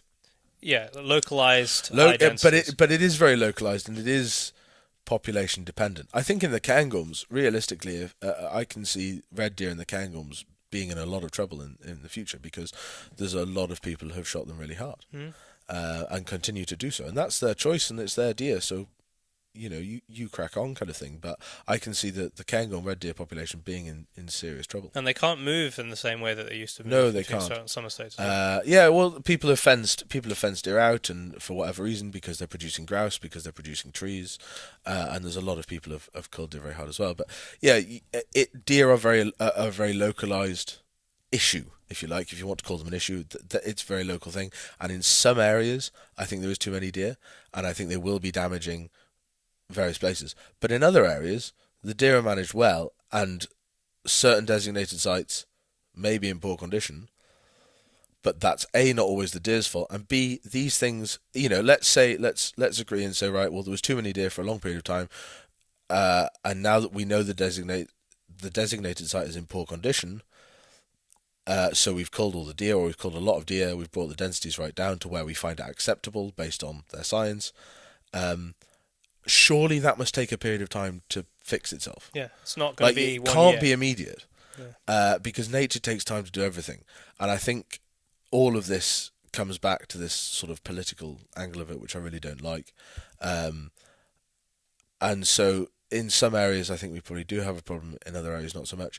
But I think one of the serious things is that this is all about designated sites. And I seem to remember someone telling me that only about 14% of the upland red deer range in Scotland is designated. And we have so little knowledge of the rest of it. And I'd love to have the actual figure here, but I have in my head that number. And other than that, it seems like SNH don't really care. Like you've got a woodland that's designated, and you've got a woodland that hasn't. So there's a lot of focus on it. Yeah, there's a lot of focus on where it's designated, and there's bugger all is, nobody cares about what happens if it's not designated. And there's some seriously great ecosystems, habitats that aren't designated that I know of that are absolutely fantastic. And if you want a good example of oak woodland, I can point you to some absolute belters that aren't designated, and they've been left alone, and they're doing really well. And it's a brilliant thing. And are there deer there? Yeah, in some places, absolutely. But probably managed areas. Is it? Yeah, I mean, there's not many places where deer aren't managed in Scotland. And certainly, don't get me wrong, you're not going to get huge regeneration of woodland if you've got lots of deer. The flip side of it, oak woodland's a really interesting one, because actually it doesn't, and this is a very complicated thing for me to explain based on the fact that I was taught it a number of years ago and very rarely think about it, but essentially oak woodland, because of how it works, it won't grow other oaks underneath it. Okay, so you've got a mature oak woodland, and it'll drop acorns, but they won't grow properly while there's not space in the canopy. Okay. So they have to grow on the periphery of it. Absolutely. Yeah. So you've got an oak woodland, and in the middle is a big oak tree, and it falls over dead one day, right? So you've got a hole in that canopy, right? There is a school of thought, and as I say, I can't back this up scientifically, and I should be able to. Had I done my research before I came here, I would have done. But instead I got a bit drunk last night with a mate, and so there you go. And so your oak tree dies, and you've got a hole in that canopy. There is an argument to say that a presence of grazers in that environment are good, because when the acorn falls and the tree starts to grow, there is not too much competition at a ground level for that tree to grow well. So you think it's falling into an area with open areas and a relatively, a grazed understory, compared to it falls into an area of really thick bracken. Where's your tree going to grow better? So deer and all, because cattle in woodland and pigs in woodland can also be really useful. But we can't, I go back to that point, is it really a forest if there's not deer in it? And that's now something that I'm starting to hear from people that are pro-forest, is they accept that they need an element of deer. It doesn't need to be one or the other. Absolutely. Yeah. We can have mixed use, and I think that's perfect, because I look at the areas where red deer, and let's go back to the fact that I'm a deer man, my passion is deer. I'm always going to come out on the side of them, as much as I try and be objective. I'm always going to side with the deer. And I look at the areas where they do really well, and they have woodland cover that they have access to. Let's not forget that they're a forest animal first and foremost. So I don't want some barren grass upland completely covered in deer and nothing else, because I know to have exceptional deer, they need to have access to woodland, for a whole myriad of reasons that is very complicated. Shelter being yeah, absolutely. The basic being that if you don't want them to do badly because of exposure, they need to be able to get into shelter. And corries and everything else is good, but it's not nearly as good as a nice thick bit of woodland that's nice and warm for them. So I've rambled now for a very long time about that, and I'm going to shut up. No, I think you're going to have there's going to be a lot of cogs spinning in people's minds. I hope so. Because I think we need to try and it's a very difficult thing to quantify without actually literally speaking to everybody. But if you assume that, we're sitting in Scotland, we're primarily talking about Scotland because that's where most of the hunting is that you do. The land of Scotland, although it's private, a lot of it's privately owned, and we talked about the publicly owned, it is our country. What do we want it to look like? And I don't think really people want to see it without deer. They don't want to just see it with deer and no trees. They don't want to see it with all trees and no deer. And I think there needs to be a bit more of a sensible approach. And this sounds a really strange thing, but my barometer, because I meet hill walkers quite a lot, and I talk to them, and I do meet them, and I make an absolute, and I think this is something we need to be better at as an industry, if we want to call ourselves that, which I think is a bit weird, but whatever we are, I make a point of stopping and talking to hill walkers. When I'm on the hill with clients, I'll stop with the clients, they can have a sit down, and I will talk to hill walkers that I meet, or mountain bikers, or whatever they are, bird watchers, whatever, and I'll explain to them what we're doing. I won't say, we're deer stalking, please stay on the path. I'll explain to them where the deer are, why we're stalking those deer, and why it's important. And we have to do that. But what I'm going to say is that I don't probably meet that many people that are that, you know, I probably don't meet that many members of the public, if you like. I generally work in places where they don't want to be. And while I will go and speak to hill walkers, generally I try and stick out of the way because I'm trying to get into deer, and popping up on the skyline and speaking to a bloke in a cagoule is not really a great plan. So I tend to scout out of the way, but my father lives near Glenafric, just near Bewley, and that's an amazing place. It's a fantastic Caledonian pine forest, and he's got a German pointer that seems to require about 82 miles of exercise a day, so that it's only slightly mental. So Dad spends quite a lot of time walking dogs in Glenafric and around there, and he speaks to a lot of people. And he was telling me only the other day, because we were talking about the deer, and I was grumbling about, you know, them all being shot at and everything else. And he said the number of people he speaks to, and you're chatting away, and they said, "Oh, we haven't seen any deer." Or, "Do you know where we can see deer?" And these are people that have visited from here, abroad, wherever. But part of, as you say, part of the Scotland they want to come and see has got the monarch of the Glen in it. Yes, You know, it's a quintessential, it's an intrinsic part of you the know, landscape. It's Glenfiddich. It's all these things that we value as our identity. You know, part of that is deer. Not all of it, but part of it is. And I think we should celebrate that more. I think we should, you know, and we should try and make people more aware of not only the fact that they're there on a mountain and aren't they really amazing and really pretty, but they're there on that mountain because we manage them. And as you said at the very start, they are a natural resource. Yeah. And Like, it's there an to be amazing it's there to be managed and used and harvested. Yeah, absolutely. And that's a crucial thing. You know, I look at the world and at global warming and all these various things that we're facing, and you look at, okay, ethical, you know, trying to live ethically, if you like, and trying to reduce your impact, your negative impact on the planet. Part of that is you have to look at the food that you consume and where that comes from and what impact that has on the planet. And I'm, as you said earlier, I'm driving down the road to go to my mother's house for Christmas, and in the footwell of my pickup, which is something I recommend everybody buys, by the way, is a cool box that plugs into the cigarette lighter.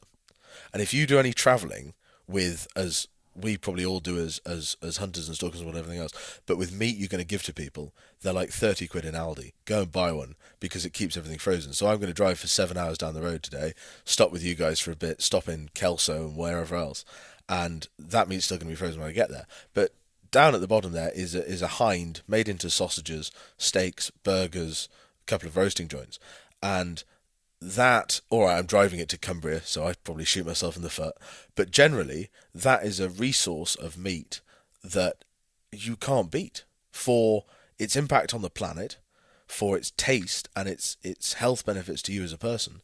There's nothing to touch it. But you were driving to Cumbria anyway, but your point being is that your New Zealand lamb, which is absolutely rife in our shops, it's the environmental impact of bringing that lamb from New Zealand to here is huge. Yeah, absolutely. And I have some really, I as you can probably tell, I love talking to people, and I remember having a conversation. We hadn't noticed. No, I'm practicing. I'm getting better, you know. I remember sitting and chatting with someone at dinner at a friend of mine's house in Deeside a while ago, and she was a vegan, and she was explaining that she's a vegan because of the planet and not because she doesn't like meat or she doesn't agree with meat, but it's not part of this diet that she's created to have a reduced impact. And I have a lot of respect for that, and I think what she's trying to do is really impressive, and she's trying to minimise her footprint on the world, and especially through how she eats it.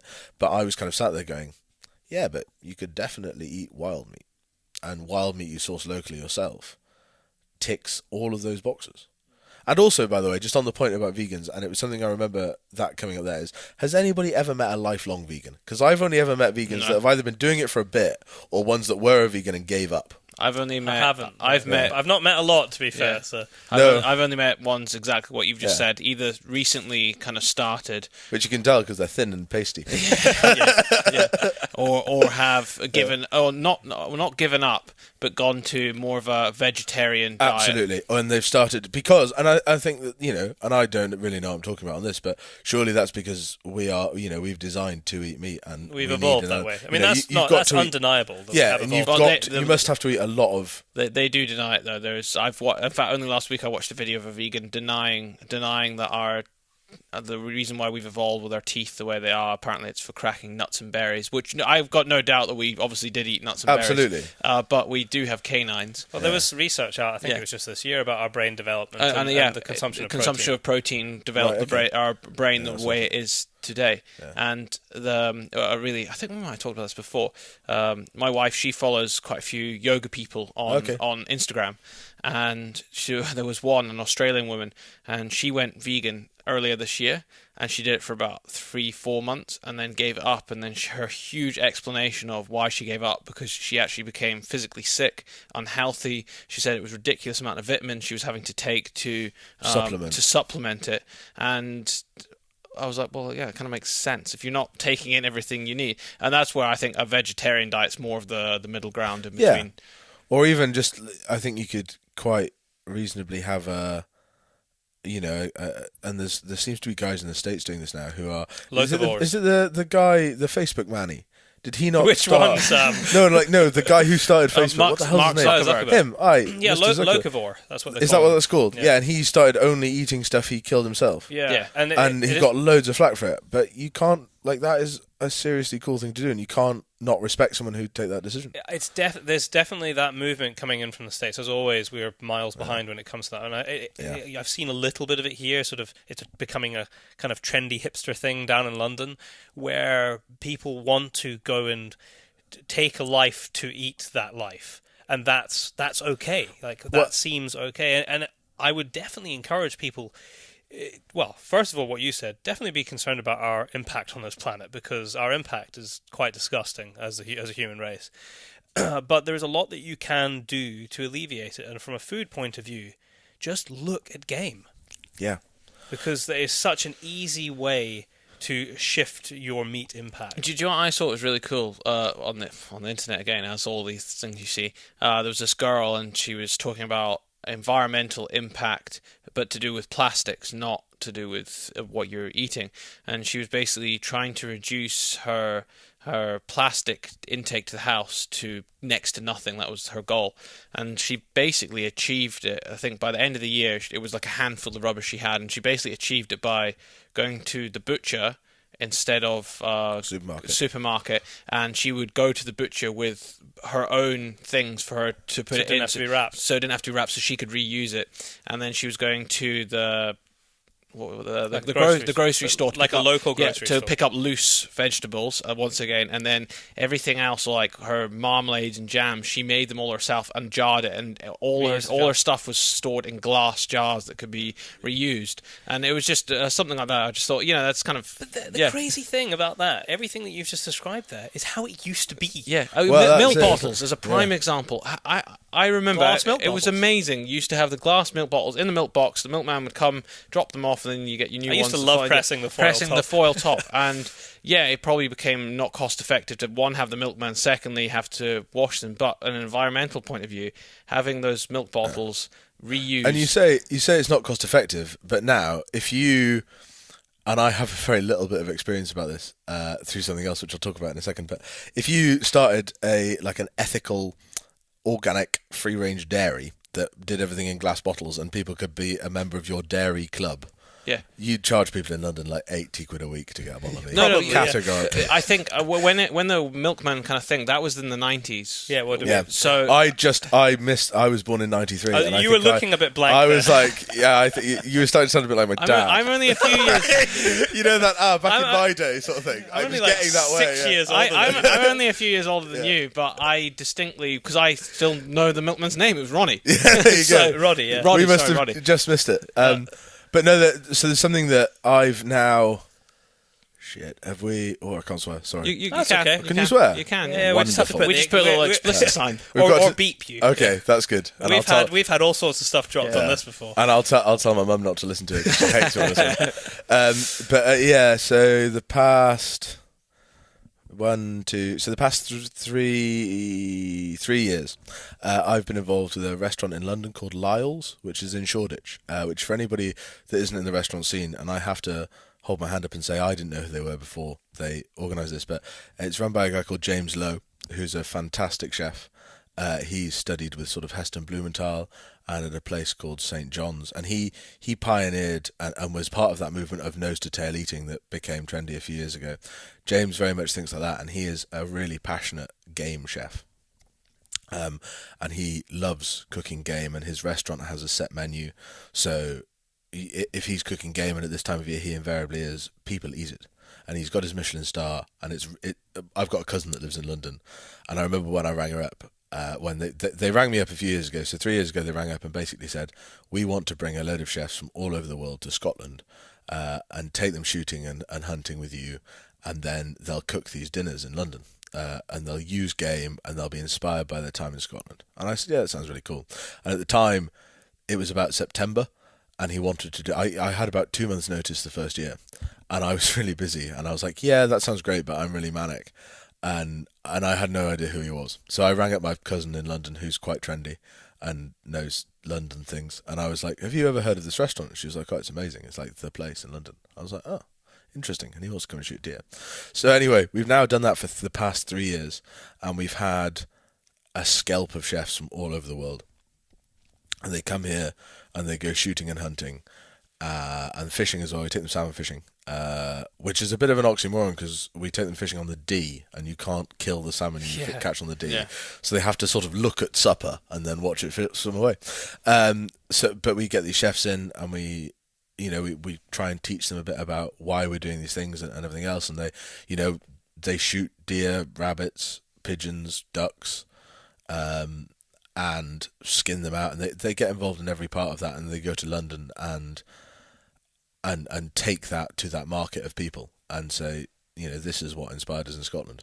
But weirdly, on the kind of strange stuff of that is, I've never ever been stalking before with people, and quite a lot of it's woodland stalking because we've got to do it in the morning and the evening. So you're stalking like through birch woodlands for roebucks and stag if something's about and whatever else, and you're creeping through and you like see a deer and you're like, right, okay, so we're just going to put the sticks up, and when it turns broadside, that sort of chat that every stalker has with every client, and nothing happens, and you turn round and they're 60 yards behind you picking mushrooms, and you're like, for fuck's sake, and then they go, psst, psst.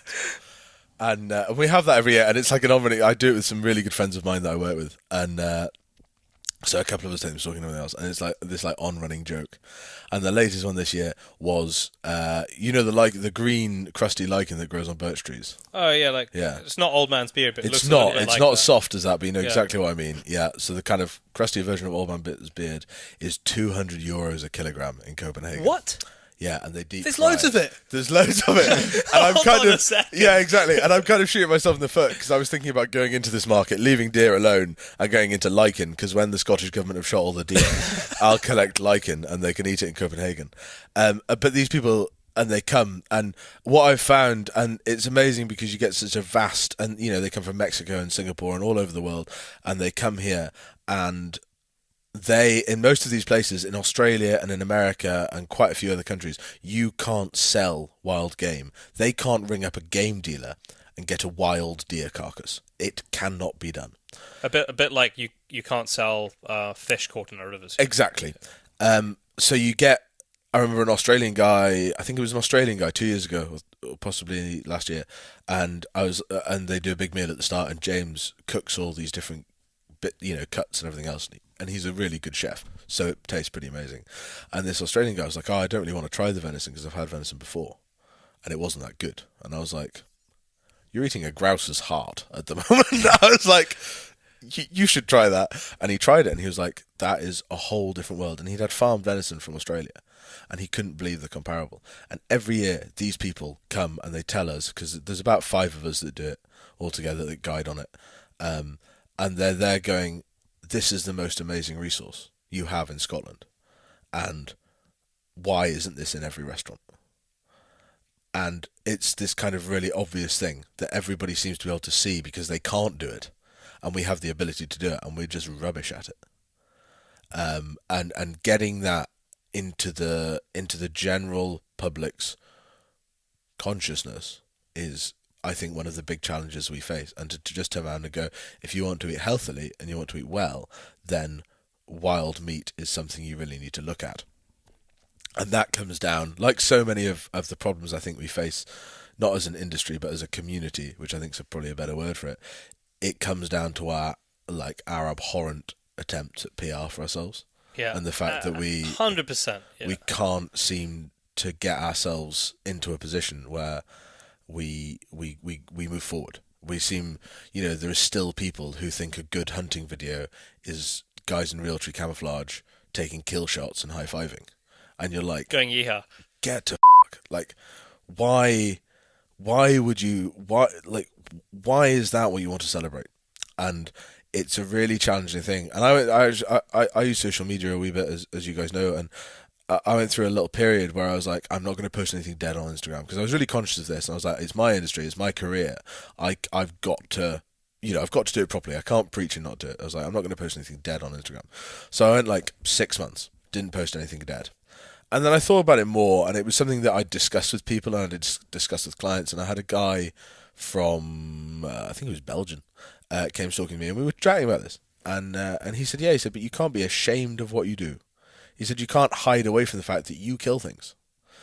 And so that played on my mind a little while later. And I took a photograph this summer, which I put on Instagram, and it was a really good friend of mine who I've known for a long time. He's a very good rock climber. He's sponsored for rock climbing, and he's an outdoor enthusiast. He mountain bikes, he fly fishes, he runs, he does everything. And he's always really wanted to try deer stalking. So I took him stalking, and we went out onto the hill in about July time. And I wanted him to shoot a nice buck. I wanted him to have, a good day of it. And I wanted him to shoot, let's be honest, a nice trophy, a good animal that he could put on his wall. A good old animal. Yeah. And I knew, so I do quite a lot of hill buck stalking, which is some of my favourite stalking. It's the best. It's so underrated. Mainly because I think lots of people don't know it exists. But I knew there was a sort of a seriously old boy who was right out in the middle of the hill, who sort of kicked about some juniper bushes, and I'd seen him earlier in the season, and I was like, we'll go and see if he's there. So we stalked out, and he was there, and he was grazing away, and my friend Joe took, genuinely a perfect shot. He took the top off the heart. Buck ran, 10, 20 metres and fell over. And it was, and I still think is, possibly the most beautiful example of a roebuck that I have seen, certainly recently. Certainly that someone shot with me. Just everything about that animal was, for me, just perfect. And I blooded him, because I'm quite a believer in blooding, as much as that's probably a controversial thing with some people, and on the topic I'm very talking about. And I blooded him, and I took a photograph of him, and it wasn't a stage photograph, it was just a photograph of him as he knelt next to this buck, and we'd taken the photograph with, he had a DSLR with him, so he took a couple of photos of that, and I was on my phone, because I GPS tag everything I shoot for colour records. So I was on my phone, and he was just sort of merrily knelt there next to this deer, completely oblivious to me, just there and just holding it and looking at it. And I thought, that's actually the photo. And I took the photo, and I was like, that, you can't, for me, not sharing that with the people that follow me on Instagram and my friends and the people that are interested in what I'm interested in, that, because of that story and because of how that day went, that was the right picture to share then. And that was sort of this thing of, actually, well, we need to be more careful, but we can't shy away from what we do. No. And the thing that then really annoyed me was that photo got more likes than anything else. And even if, what I think we need to really look at as deer stalkers, as shooters, as whatever, I think we need to start working at how we program ourselves away from those pictures. That we can see, and I think there's people that can and other people that maybe just don't think about it enough, but if you see two pictures next to each other, and one of them is a guy holding a dead deer, and one of them is a guy and if you look at, you had Tyler Sharp on the podcast, Yes. right? Yeah. Like, you look at Tyler Sharp's imagery, and I don't know him from Adam, but his Instagram is insane, and his photographic ability is phenomenal. And you look at some of his photographs that have nothing dead or bloody in them at all, and you look at the two pictures, and you know it's a guy sweating going up a mountain or whatever that is, and you've got them side by side, and you go, right, okay, what better represents the part of hunting that you like? What better talks about that experience that you've had? And I, you know, when I'm guiding, I'm very conscious that I want people to have a proper experience. I want them to, you know, because let's be honest, if you know your ground well, especially with roe deer, because they're creatures of habit, you can wheel out and shoot a deer pretty damn easily. If you've got the knowledge, if you've got some knowledge, it can be a case of, right, okay, it's 9 o'clock in the morning, we'll shoot the target, and by 10 o'clock it'll be dead in the back of the pickup, because you can shoot them off the bonnet. You know, if you want to, it can be that easy. So someone booking to go stalking can be as simple as drive up the hill, see the deer, walk out to wherever, put the bipod down, shoot the deer, go home. It is, to me, it's not a case of doing a job when that, you know, it's a sport, it's creating that experience. And we seem to have, as a community, programmed ourselves more to those pictures of a dead animal. To automatically go, oh, that's really... And I know why, because that's a really nice buck and that's success. And everybody wants success from the hunting. And so immediately you jump to that and you go, yeah, that's a good picture. And you double tap it away and you like it and you're dancing then. And I think we somehow need to start looking at ourselves before we actually think about how we do our own PR to the rest of the world. We need to, like, sort of not take a good hard look at ourselves, but, you know, just consider how we see what we do and ask ourselves the question, well, okay, why? Why am I going to go and do that? So an example for me that I think is maybe a relatable one is I was invited to go and stalk a Chinese water deer this year at Christmas time when I'm down south in Cumbria. And it's not a species I've had anything to do with before. And I was invited by a guy who I don't know, who wanted to do he's a sporting agent who wanted to let some of my stalking, and we were chatting away, and he, you know, we're on the phone one day talking about stags, and he said, I'm actually just about to take a guy out for a Chinese water deer. And I said, I've never stalked one of those. And he did that classic, you must come down. So we kind of organised it, and then I was sat there one day with a couple of friends of mine, and we were, you know, having that slightly, you know, like that 3 drams in philosophical conversation about things, and I was like, I'm going to go and shoot Chinese water deer in New Year. And one of them was like, well, why are you going to go and do it? And I was like, oh. Like, genuinely, why am I going to drive to, I think he wanted to do it in Sussex or somewhere? Like, a really long way away. Drive a really long way away to shoot a deer with somebody that I don't have to do. You know, my normal reasons for shooting a deer is somebody's paying me to do it, or it needs to be done as part of my work. So that's normally the reason that I found myself putting a rifle up to a deer. And I was there like, so I'm going to drive out of my way and go as a client to go and hunt this deer. And I was like, right, okay, why am I doing that? And I'm sat with my friends, really good friends that I can be completely honest with. And we basically chatted about it for a while. And I was like, I don't know anything about his management. I don't know if that is a well-managed population of deer. And I don't know enough about Chinese water deer to be able to call it when I get there. You know what I mean? I can turn up onto an estate and look at the stags and go, Jesus, everything's under 4 years old. This is not good. Or you can turn up to somewhere and go, this is a nicely managed population. And I just don't know enough about Chinese water deer to call that. So I started thinking about it, and I ended up cancelling the invitation, which is the first time I've ever cancelled an invitation.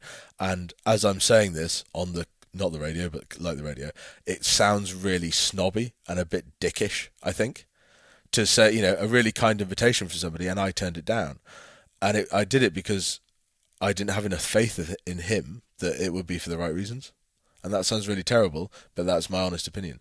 And what's happened since then is actually started speaking to somebody else, a guy called Rob, who's in Norfolk. He manages deer in Thetford, and I've agreed that I'm going to go down there and I'm going to spend a couple of days with him. And I don't know if I'll shoot anything or not. I don't really care, but I'm going to learn about Chinese water deer and how he manages them. And if there's one to shoot, that's the right one to shoot. A bit like when you're stag stalking up here, and the guys that have been doing it a while, they come out and they'll say to me in the morning, is there any chance we can shoot a switch? Yeah. Now, they're my favourite clients. I love those guys. Those guys who are like, I don't mind if we pass up a load of shootable stags, because I've always really wanted to shoot a switch or a hummel or whatever. And it makes perfect sense to shoot that within the management. That's the deer that we want. You know, they are the stags we want to shoot. And so that's the first time, to be brutally honest with you guys, that is the first time that I have had that conscious decision, because especially when you do what I do for a living, it can become very easy to... It's a routine. It can become a routine. Yeah, like, you know, it's not such an emotional process because it's work. It is something you go out every day and you're either shooting deer or you're guiding people to shoot deer. So you see a lot of deer fall over and you start to...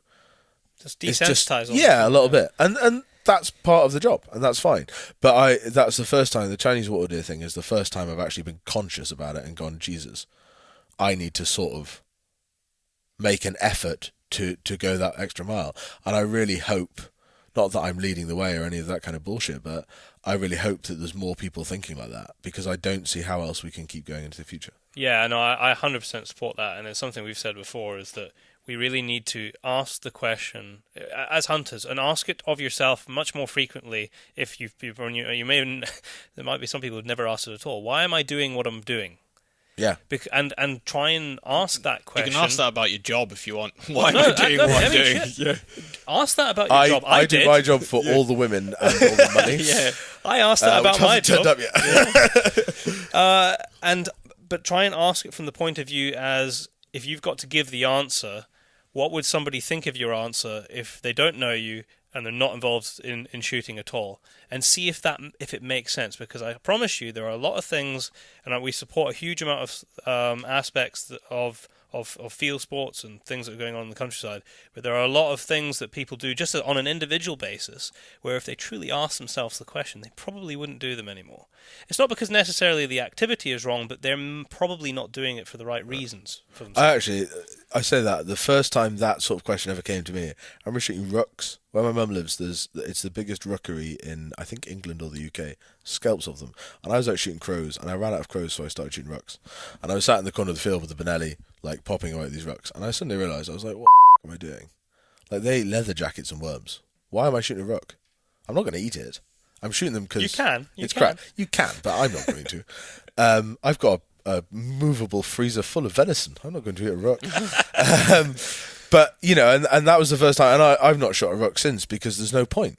Because they eat leather jackets, which are not, like... I can give one reason, because I shoot a lot of rooks every year on one particular farm. Right. Because for some reason, there's always a period of like 2 or 3 weeks where they go and they pull up all of the crop. Fair enough. Yeah. So, well, there you go. There's your answer. Otherwise, so you can justify shooting a rook, and I can't, because I was doing it on a sheep farm, and they were just there. And I was bored, so I shot them. And that is not a morally defensible thing to do. Let's be honest. That is not cool. And if that wasn't a rook, but that was a lion, and I admitted that on your podcast, and I'd like to point out I've never shot a lion. We'd see you in the Daily Mail. Yeah, I'd be hunted. And not rightly so, because I don't understand how one life, because it's got a mane, is worth more than another, really. But I think that's how we need to go as an industry or as a community, is we just need to be more honest about it. 100%. Honesty. That's such a great... And just a bit more questioning of ourselves. And I realise how to a lot of people that must sound quite spoilt brattish almost, because I can equally remember back to, you know, those opportunities when I was younger. If you got an opportunity, you took it. Exactly. And there's a lot in that. And I think and I don't take anything away from that, because that's how you learn. And I'm really lucky that I got some amazing opportunities, and that's why I'm sat here. But I'd like to think I've got a point hidden, and it's not I hope it's not a holier than thou attitude. But I just think for your own, like, everybody's got to do it themselves. I don't think you've got to openly talk about it. I wouldn't recommend going on, for instance, a podcast and talking about it. That would be ridiculous. That'd be a terrible idea. But no, I think it's something that you've got to look at yourself and be like, right, okay, why am I going to go and shoot that? And that's something, on the flip side of this, when I'm guiding, which is most of the time I spend hunting, pretty much, and I'm guiding, is the way I was taught to do that, and something I think is so important, is why. You don't walk a man up a mountain, find a stag, and tell him he's going to shoot it without explaining why, without pointing out how old that stag is, without showing that, you know, if you knew him last year, was he bigger last year, was he better, or not shooting him for that reason. And when we are stalking and selecting deer is something that I've been taught to take as an absolute priority, and that is a management that's relative to the management. So if you're in a 0 tolerance area and a 14-point stag walks out, you shoot the 14-point stag. He might be amazing, but that's not where he belongs, and that's a shame. And wouldn't it be better to herd them out or whatever? But realistically, the practical solution is when that deer is where that deer shouldn't be, as it gets shot. But if you're managing a sporting herd of deer to balance a herd of deer for commercial gain with your environmental commitments, and so you have that opportunity and that luxury of being able to select which animals you want to proffer with that herd and put their genes on, then I think that's really important that you explain to your guests and your clients why they are shooting that stag, that hind, that roebuck, whatever. Because if they don't know that, then how can they defend what they've done to anybody else? Exactly. Yeah. So, I come and, I'm a non-hunter and I come to your house and you've got a stag's head on the wall. Isn't it better for that person to be able to say, well, the stalker, the guide explained to me this is why we shot that deer. And strangely, going back to what we used to do in milk bottles and everything else, people that are very particular about shooting old stags especially are the older German guys that I see coming stalking. They are incredibly anal about shooting animals of the right age category because that's something that their very strong hunting culture has taught them. And I think it's possibly not a problem, but I think in a lot of places in Scotland, young stags are being shot with clients. And that is one of those things. It's not something that I necessarily agree with, but it's not my place to agree or disagree with it, so it doesn't really matter. But certainly when people with me, that I'm looking for a mature animal that's past its best, or potentially a young animal of especially poor genetics that I know isn't going to do any benefit for that herd, and leaving it another 3 or 4 years is going to make bugger all difference. Yeah, one of the things that I really enjoyed seeing recently, I think it was when we were in Blair Athel, was a lot of the stags on the wall actually had the age and the reason they were shot underneath the plaque. But you're talking about going 200 years. Yeah. They were doing this. Because some of them were from 1800. I have never seen that on a modern cool. head on the wall. So it was who it was by, where it was shot, and the reason why underneath a huge amount. I mean, if you go to Blair Athel, there must be a thousand heads on the wall. It's a big place to kill a lot of deer. Yeah. But not all of them have it, but some of them did. And I thought, fact there's That's that level brilliant. of thought, and this is something I go back to those old boys. I've been lucky to meet some fantastic characters in this world, and the stalking world, especially in the Highlands, is punctuated by just fantastic characters, people with a real passion and a story and an amount of knowledge. But you look back, and as you say, 200 years ago they were doing that shit, and you see the results of that today. You see the heritage of good deer stalkers in the deer that still wander about. Categorically, you can tell, and it worries me slightly that we'll lose some of that. And I think it's just one of those things that things drift in and out of fashion. And I think deer stalking at the moment seems to be on a bit of a back burner. There's a lot of people going to grouse and therefore shooting the deer hard. Forestry, all these things we've already talked about, it's having an impact. It's changing how people manage land, rightly or wrongly. And in cases I am a part of that, and I'm arguably the problem because I'll turn up and shoot people's deer for them. But it would be such a shame if we lost that ability. And you do see people who aren't lucky enough to have that knowledge to say why they've shot their stag. We talked about this quite recently, Byron, you and I, of people shooting a deer because it's close to them. Yeah. And that's not cool. That's not what it's about. It's not like, there was a deer there, so we came around the corner and we shot it. Because it was there. Yeah, exactly, because it was present. Yeah, it was the first thing I saw. Yeah, exactly. That's not management. Yeah, I remember actually the first time I ever heard about that was in an old game book I was being told about by a stalker, and he was telling me that at the bottom of it was like a new owner had come in or something, and they'd shot a load of different stags. And the old stalker was there, this was in the 50s, had written at the end of the season, he'd written at the bottom, "I dedicate these stags to the pounds sterling for which they were culled." Really? That's and sad. you're like, that is sad. But it's very... It is sad, but that's very much you can imagine what was going through his head for him to write something. I tell you what, you look at some places, like you look at South Uist as an estate, and what's happening with the deer there, and that is I'm not involved there at all, but I've watched that with great sadness. That was a fantastic herd of deer, and that's another community-owned estate, and could have been such an amazing resource for them.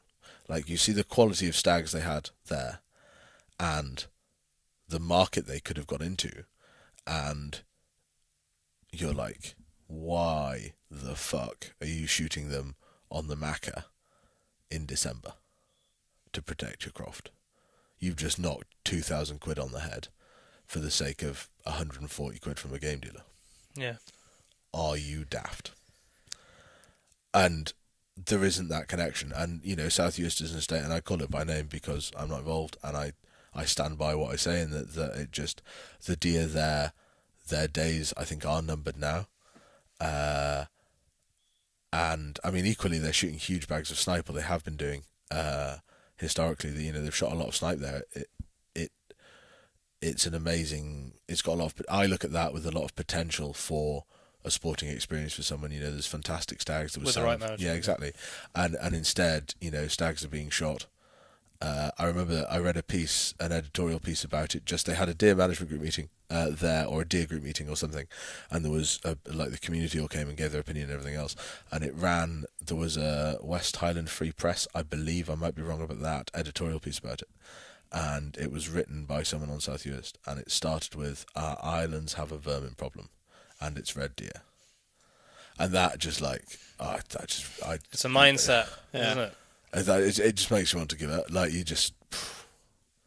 The battery is flashing again. Well, we've been talking for that long. I think that, Sam, all I can say is the next time that you come past this way, feel free to stop in again, and we'll do another podcast. Yeah. But I think is that like a full? God, I can do it. But this is going to 2 hours. You're going to be the first podcast of the year 2018, and I think this is going to be a great way for our listeners to start. And if anybody listens to the end of it, I think you should give them a prize. we do give prizes, as you well know as a podcast listener. You need to enter. I should do. Before the battery dies, I'm going to thank you very much for stopping by. It's been a fascinating discussion. You've been a fantastic guest to come on. I genuinely mean it. Next time you're stopping past, we'll pull into the office. We'll work out what we talked about this time, and then cross them off. You did send me a list, didn't you, which had a lot of things on it. We'll cover some other topics. Yeah. But have a really great Christmas and New Year, and I'm sure we'll see you again soon. Well, thank you very much. Hang on. One last thing.